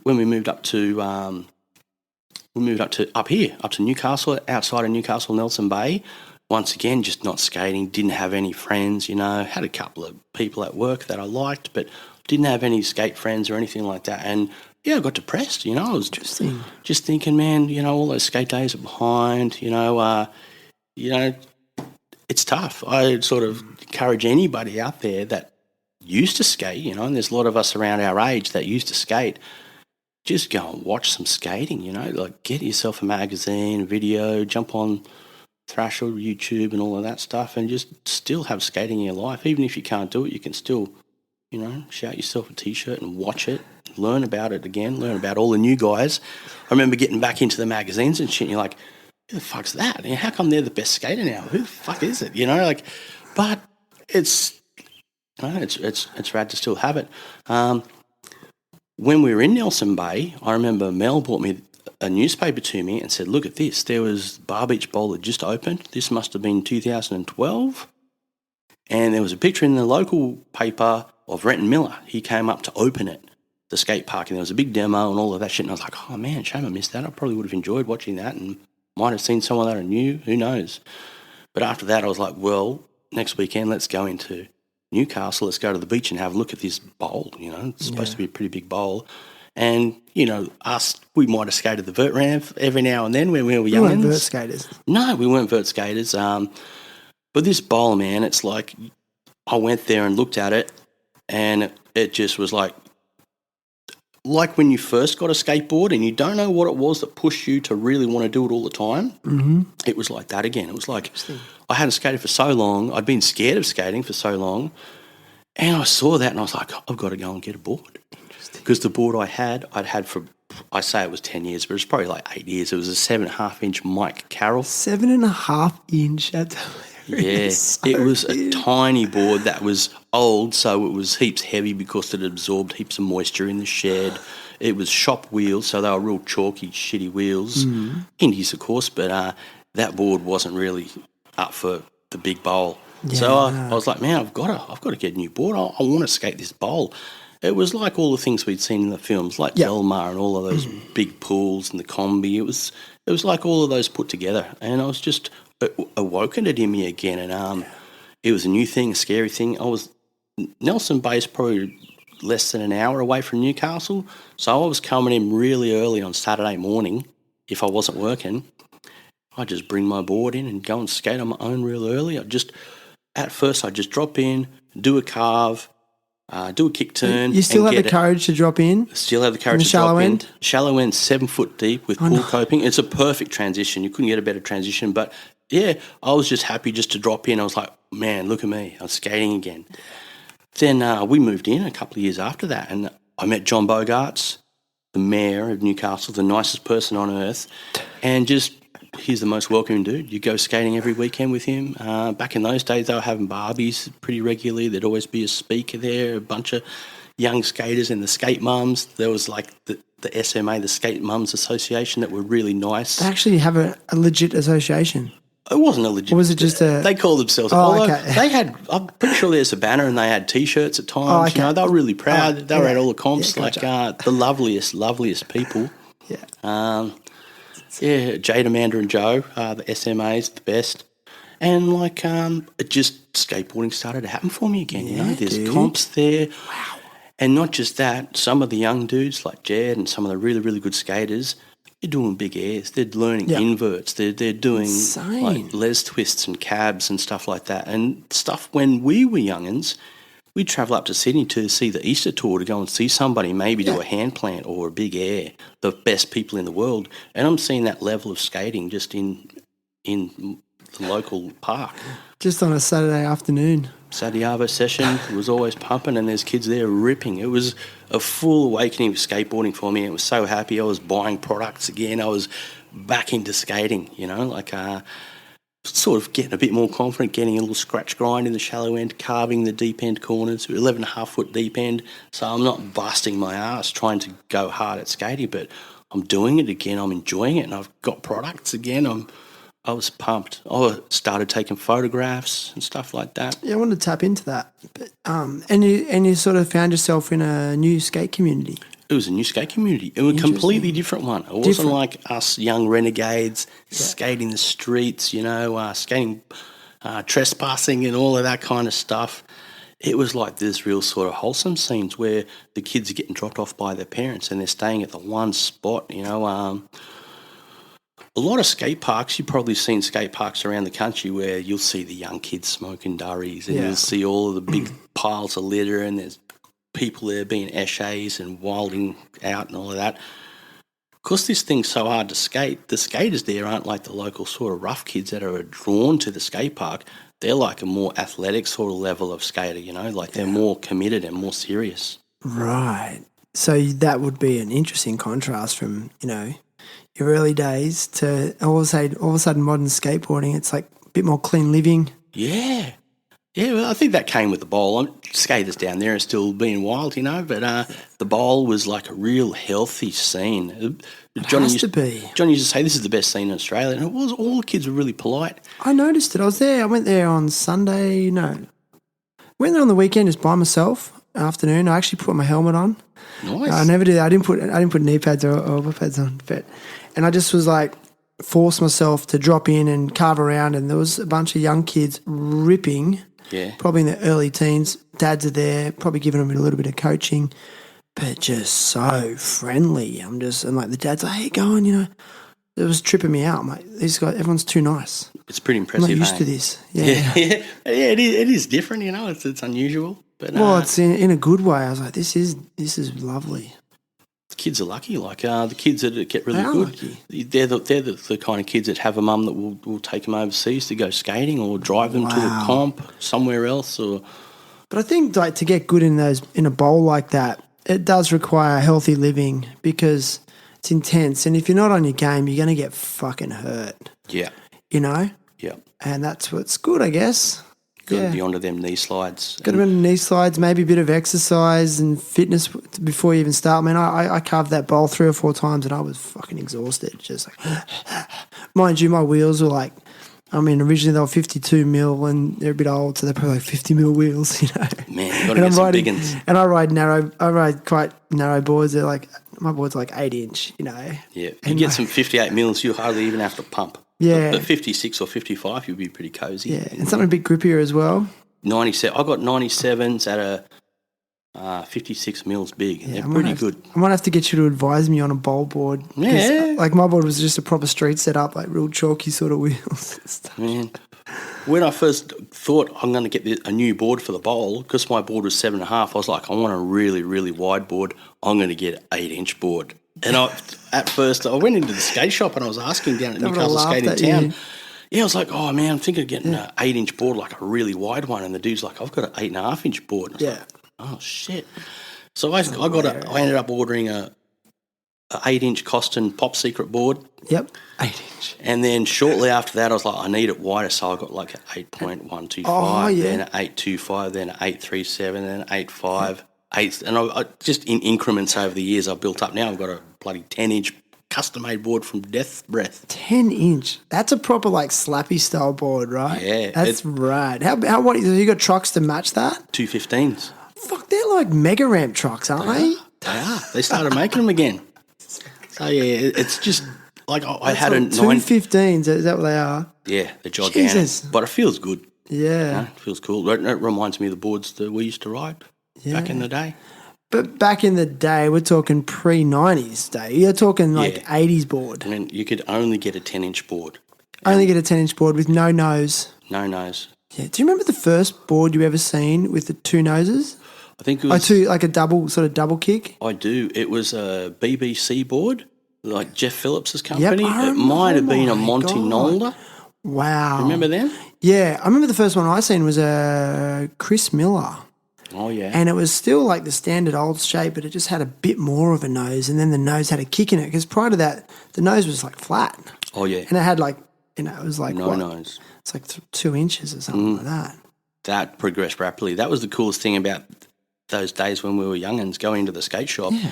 That you'd see boards on the wall in the skate shop before you'd actually see the magazines. Dude. So you'd go in and you'd be like, when World Industries were doing controversial graphics and cool stuff like that, you'd just go in and there'd be a gallery in the skate shop like, what the fuck are they doing now? Look at this. Yeah. This rip-off and these... Insane, hey? Oh, it was so exciting, hey? I remember the Gons had a board on blind, and it was the proper like double kick. Yep. And I think that's actually, see that board I got there, that's why I've got that one. It's a reissue of that original artwork that Gons did. That's why I've got it. It's beautiful. And it was like, we're just like, no way, the nose is exactly the same as the tail. Are you kidding me? Like, do a switch ollie on it. And then I think Blind Video Days came out, and like, Gons is nose sliding everything and sitting on it, and we're just like, wow. Switch 180s. Switch 180s. That was the best, hey? Yeah. I love that trick. Favourite video part of all time? Or favourite video of all time? All time. Mate, all time, Blind Video Days, favourite part, Guy Mariano's part out of Blind Video Days. You and I were the exact same, dude, yes. Knuckles. Because again, like, I just felt like Guy Mariano, little Italian kid. Yep. I got that video, Blind Video Days, in the mail from Snake Pit. I remember. You were the first one to ever show it to me. I got it and I come home and I watched it. I got about 3 tricks in a Guy Mariano's part and I stopped it. I was like, fuck, this is monumental. This changes everything. I think it was when he did the blunt slide on the curb. Yeah. It was really long and it was perfect. It was nighttime, like we were skating nighttime at that time too. It was like, man, I've got to watch it with a friend. So I went down to Kieran's place because I knew he'd be home. I went straight down there. He was the closest dude to me too. And we just watched the whole thing together. And it was like watching the space landing or something like that. It was a big moment in history. Hey. It was because of you that you showed me it. And I remember we would just then sit in your apartment and just watch it on repeat over and over. Like, it's finished, restart. And we were smoking a lot of weed at the time too. Yep. And then it was like the music was really good. And then I remember we were both like, I can't believe that they're doing one trick and then another trick straight after. Like they're doing lines. Lines, yeah. You know, and I'm just like, they're doing a line and they're doing it and it's like kind of in time with the music. Yep. So it's like they're dancing. Oh, yeah. It's like, it was perfect. It was like a composition. Spike Jonze is genius. Genius. Yeah. It changed everything. Oh, fucking oath. Yeah. And just like the nighttime skating, we were doing that. And we started doing it more and more often, didn't we? We did, because it was like, that's when everything was shut. Yeah. Could skate more. I think most of those tricks were filmed at like 3 a.m. in the blind video days. I reckon they were, right? Mm. They had to be. Yeah. Oh, man, what a time. Do you think, like, I just jogged a memory, like, we did smoke a lot of weed in that era. Mm-hmm. You know, how do you reflect on that time of smoking weed? Do you regret it? Fun, careless. I suppose it's pretty irresponsible shit to do, you know, maybe nothing to really be super proud of, but... Do you think it held you back? Oh, for sure. Really? But then again, there was no jobs in Nowra, so it's not like it stopped me from getting a really cool job or anything like that. But it was cool, carefree times. Although one regret I do have with it is that we stopped skating as much and stopped skating as good. You know, that shit can mess your head around. It fucks your confidence. You start to get scared of hurting yourself and shit like that. So I honestly think we would have gone a lot further with skateboarding if we didn't get caught up in that. I feel it a little bit. I mean, I look at people nowadays, though, because, you know, weed's legal and, you know, it's pretty, like, open and everyone's smoking it. And some people go really well on it, you know. But I think maybe because we were so young, we weren't able to regulate the sheer quantity and amount that we were smoking. And I think that was detrimental. Like, maybe if we backed it off a bit, you know. Yeah. But I know for me personally, it just doesn't work. Even, you know, as the years have gone on in my older years, you know, I mean, I haven't smoked it I can't even remember when, but Same. It's like it just never worked for me. I'd get too introverted and, yeah, overthink things and less social. Yeah. So it just wasn't for me. Yeah, for me, less skating. It was like, oh, well, we could stay here and just, you know, get wasted, or we could go skating, and sometimes getting wasted would take priority. So I regret it for that. That's the main thing. Yeah. Should have skated more. Dude, it's so good, man. I don't know. I kind of feel like I could talk to you forever. There's so much to unpack. It sure is. How you feeling? Tired? Good. No, I'm having a good time. You've got a nice view up here. You've got a cool breeze coming through the window. I'm feeling good. You're okay. Yeah, what do you reckon's next for you in terms of your life? Where do you reckon life's going? Oh, wow. Going to keep working on the wharfs. I've been a wharfie now for nearly 14 years. I like it. It's a good job, got good benefits, you know. It's pretty interesting, lots of variety. I'm going to keep doing that. Hopefully retire 60 plus, something like that. And, yeah, that's me. Hopefully start skating again, you know. You had a bit of a break again? Because you had an injury. You had some weird injuries, didn't you? I just had sore knees from work, you know. Like I get worn out at work a fair bit. So sometimes it's like if I skate the bowl, I might have sore knees for a couple of days, but I got to work. Or, you know, if I've worked a lot, my knees are sore, so I can't skate. So I have stopped doing it. But now that you're up here, I'm going to try and commit to skateboarding more and getting out there and enjoying it more, even if it's just going to watch and having a mellow session. I need you to coach me in the bowl because I couldn't work out the lines at all the other day. I was just like, I just didn't know where. I was lost in there. I was like, at one point I lost all my speed and I was like stuck in the bottom and I had to stop and just run out, like climb out because I was just like, I found myself lost in it, you know. It's hard. I'm not a big bowl skater. I never have been. You will be, man. You got healthy knees. You'll be sweet. You're a regular footer. I've only got one line. I can only do one line in that bowl, it works. I'll show you. Show me. I'll teach you how to carve the deep end. But then again, the kids will teach you everything else. Yeah, it is. I mean, what a healthy lifestyle it is down there. I've been going down there for coffees and stuff in the mornings and just like, you can go down there you go down there at 6 a.m. and it's packed. People running. Yeah. You know, exercise groups, even people skating early in the morning. I'm just like, what? It's full fitness. I mean, obviously, everyone's surfing. I'm just like, wow. Mate, if you go skating there in July, late July, you'll see whales. Nearly every day there'll be whales. Oh, it's beautiful. It's a good spot. Would you say it's like you're done now in terms of where you live? Yeah, I think so. Can't see yourself ever leaving? Yeah, where I'm living. Yeah, unless if I got a crap load of money, I'd probably move in here, like near you. Oh, like right into the city. So what I'm saying is that you wouldn't leave the actual area. Newcastle. The whole region. You wouldn't leave this region. Nah, man, that's home for me now. For sure. Yeah, just got a good job. The skate scene's here. My son's going to school here. Newcastle's it. You're cooked. It's good living. Yeah. Yeah, that's it. Home. Like, would you say it's the best place you've ever lived? Oh, no, man. Like, You're not going to... dude, probably, but I've lived in Nowra where we skated, that was good. Parramatta was pretty good living, similar to Newcastle, Newcastle's got to be the best place I've lived. Have you been back to Nowra recently? I went back last year around June. Scotty Morgan organises a Viking festival there every year. There's like some Danish or Dutch history down there that's like there's some connections there. Okay. And he did all of the history of the area. Yeah. I found out he's related to like some of these people that moved there from, like Dutch origins and stuff. And he's been part of the sort of community group that organises this Viking festival. So we went down to that last year and had a ball. Okay, cool. Sussex Inlet. It was fantastic. Yeah, it's funny. So I went down and caught up with some of the boys. It's changed a lot, man. Yeah. It's really grown. Yeah. It's funny, I can't go back there. It's really weird.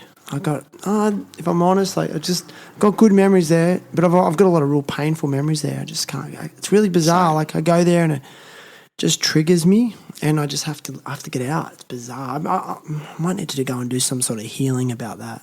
Maybe. I feel the same. Like I like the people down there, but there's something about the place I don't like. And I don't know why, because we had such great times there. But yeah, like you said, there's some bad memories down there too.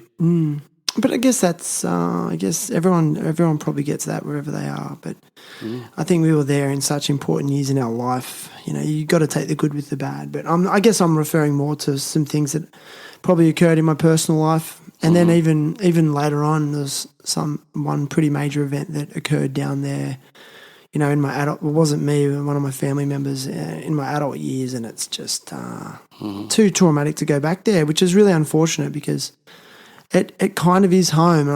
It is home. It's home. It's where I was born and raised, So it's a pretty area. Yeah, but I guess I left there when I was 17, 18, and then my relationship with it was very on and off since. So for me, actually, I've lived in Wollongong longer than I ever lived in Nowra. So that feels like home. Well, it's evolved to that, yeah. I feel like I'm much more connected to that area now than I ever was in Nowra because I've actually literally lived there longer. Yeah. In the scale of life. I feel like that with Parramatta. Like I went down to Nowra and I felt that sort of nostalgia and all of that, but there was also things stirring up that I didn't like down there.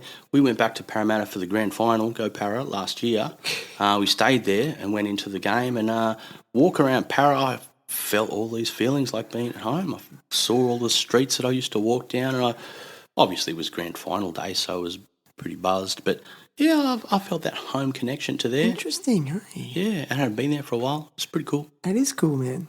It's so funny you're into Parra. My father, who passed away last year, like one of my most fond memories, even though I was never into rugby league, one of my most fond memories of him was he was just so dedicated to Parramatta rugby league team. Yeah? I mean, he for my whole life, it's like the one memory. I mean, he took me and my brother to the first ever Parramatta game at the new Parramatta Stadium. It was like 1984. Oh, wow. So the original one got burnt down. And then they built the new one where it is now. Yep. And they've obviously upgraded it since then. And we went there and watched their first home game there. And, Peter Sterling was halfback. Brett Kenny was 5'8". Yep. Eric Groth Senior was the winger. Oh, he's the best. Mick Cronin was the fullback. Yeah. Dream team. And it was before like Super League and when they used to have the sand boy, when they have to kick the ball off, they had a sand boy run out with a bucket of sand and pour it on the ground and they'd make a little mound. Proper fights. Yeah, proper fights. No real tackling regulations. They used to do things like, sandbagging and head high tackles. You know what a sandbag is? No. Oh, so when someone's already grounded and then a third or second guy comes in and just flops third on them.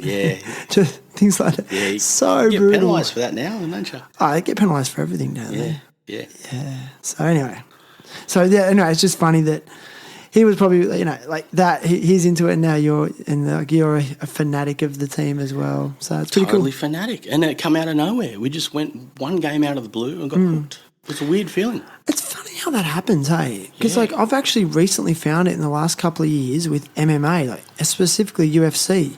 Like I've just become obsessed with that sport, and I never was into it. I couldn't give a shit about Same. it, but now I'm like, I'm reading every fighter's stats. I know, Oh, yeah. I know everything about the history of the competition, like just a full history lesson. And I don't know, it's funny. It's just like this new thing, new hobby. It's good. I think it is good. It's healthy to have new things like that. Yeah. You love the stats. I love the stats. Yeah. I just think it's so interesting, you know. I love the basketball. It's like this myriad of numbers, like even the numbers on the jerseys, all the stats, the scores, the time. It's just this weird number thing that goes on. I love it. You do? Yeah. I'm into it. Yeah, I know basketball stats are so important too. Big. They are. Yeah. Do you ever gamble on basketball? Do you ever bet? I never gambled on sports, nah. I used to watch in rugby league, like when Para was sort of had a couple of wooden spoons when they were struggling a little while ago, years and years ago. Yeah. I used to curse, like if we lost a game and it was like, I thought it was the ref decision, I'd be like, that fucking sports bet, man. I bet that they're in the microphone, in the earpiece to the ref saying, all right, we're going to lose too much money if Para wins this game, so Para's going to lose this game. I was convinced that shit like that was going on, so I've never bet on sports. But I might put $100 on Para to win the grand final this year. I've got to figure out how to do it.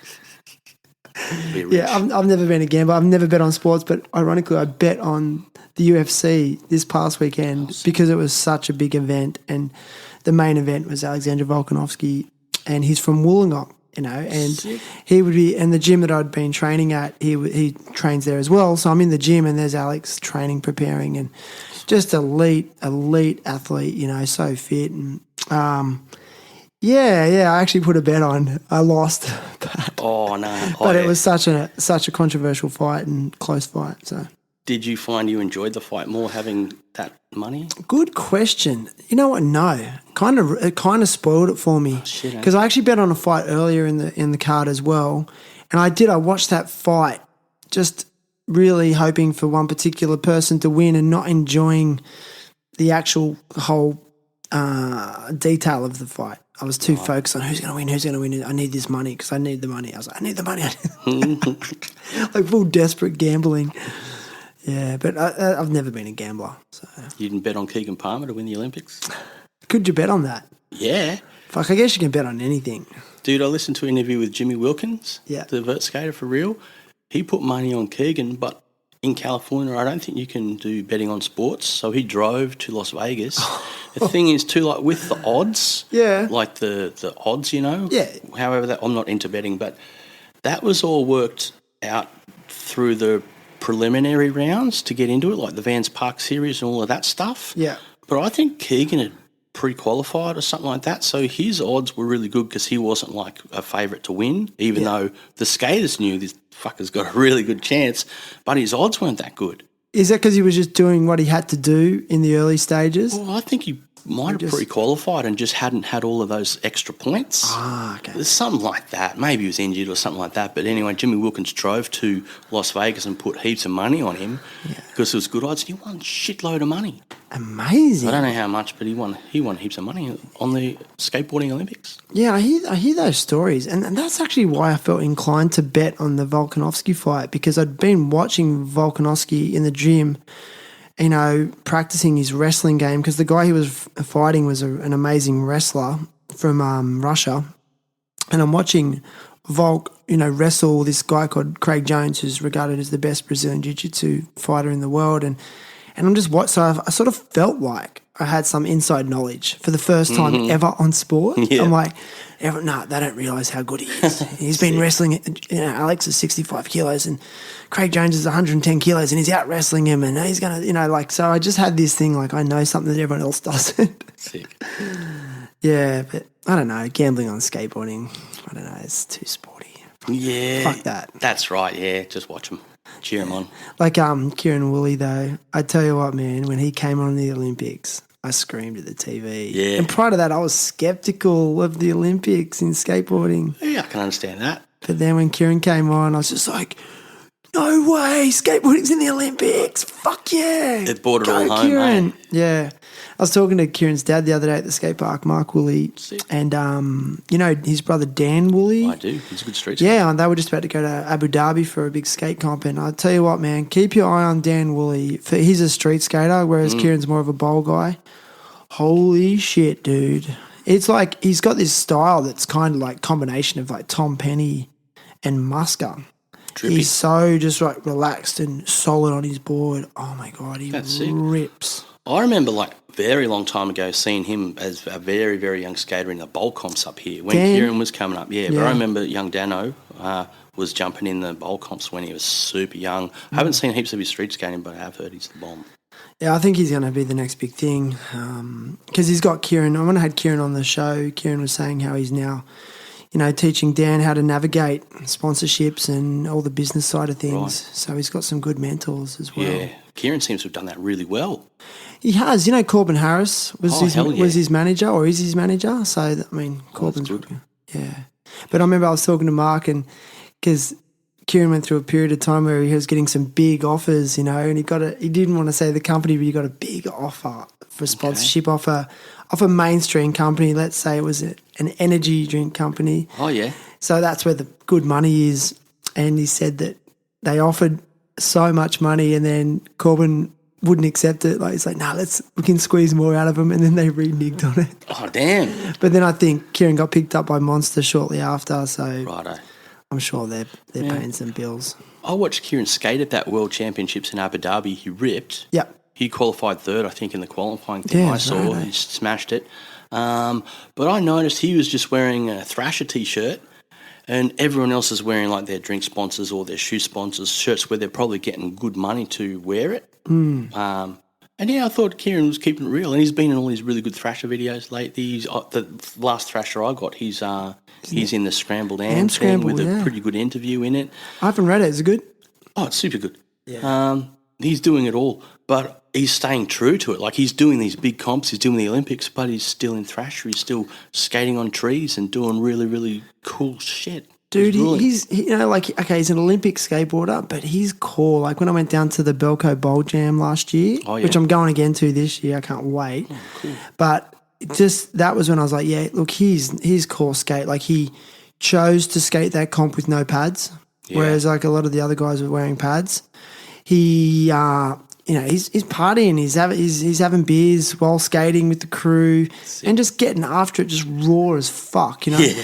Whereas like I do, it's hard not to look at him and go, oh, he's a skate athlete.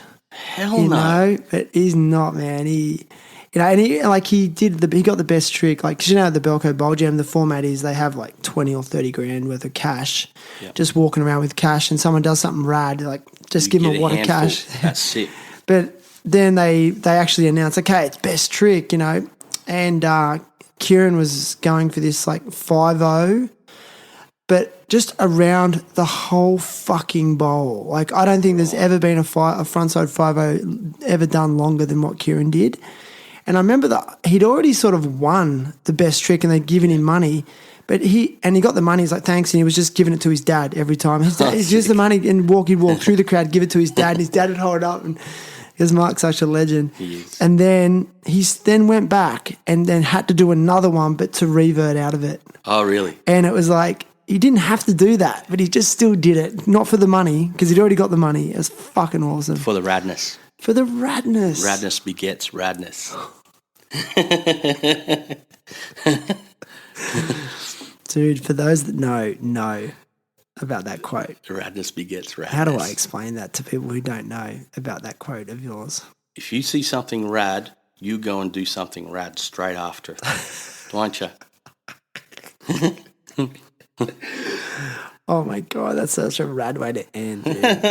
Radness begets radness. Again, all those Nowra boys that know the time and the place that you actually first said that. Oh, it was after the skate demo, right? Was it Ethan Fowler and a couple of his early 90s. teammates? Mid-90s. I think we were so pumped after that demo, driving home, I said that. Because we'd just seen radness and we were going to go and become radder. So true. Listen, man, it's been epic. And I ask all guests to come with a cause they want to support or advocate for. So what do you got for us today? Mate, today, Aspect, early intervention for kids with ASD. My son was diagnosed with ASD at a really young age. Sorry, just to clarify, ASD is... Autism spectrum disorder. Okay.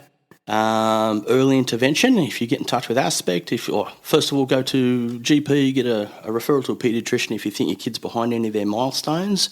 And through Aspect, you can get access to services like therapists, speech therapy, occupational therapy, and get your kids on track. My kid's in mainstream school. He has been ever since year one. Aspect has changed all of our lives. It's yes, best. sir. And I'll put a link to that in this episode's show notes. So if you want more information, scroll down, click on the link, and see if you can learn, it could help you, or maybe there could be an option to donate or support that cause as well. So get on it.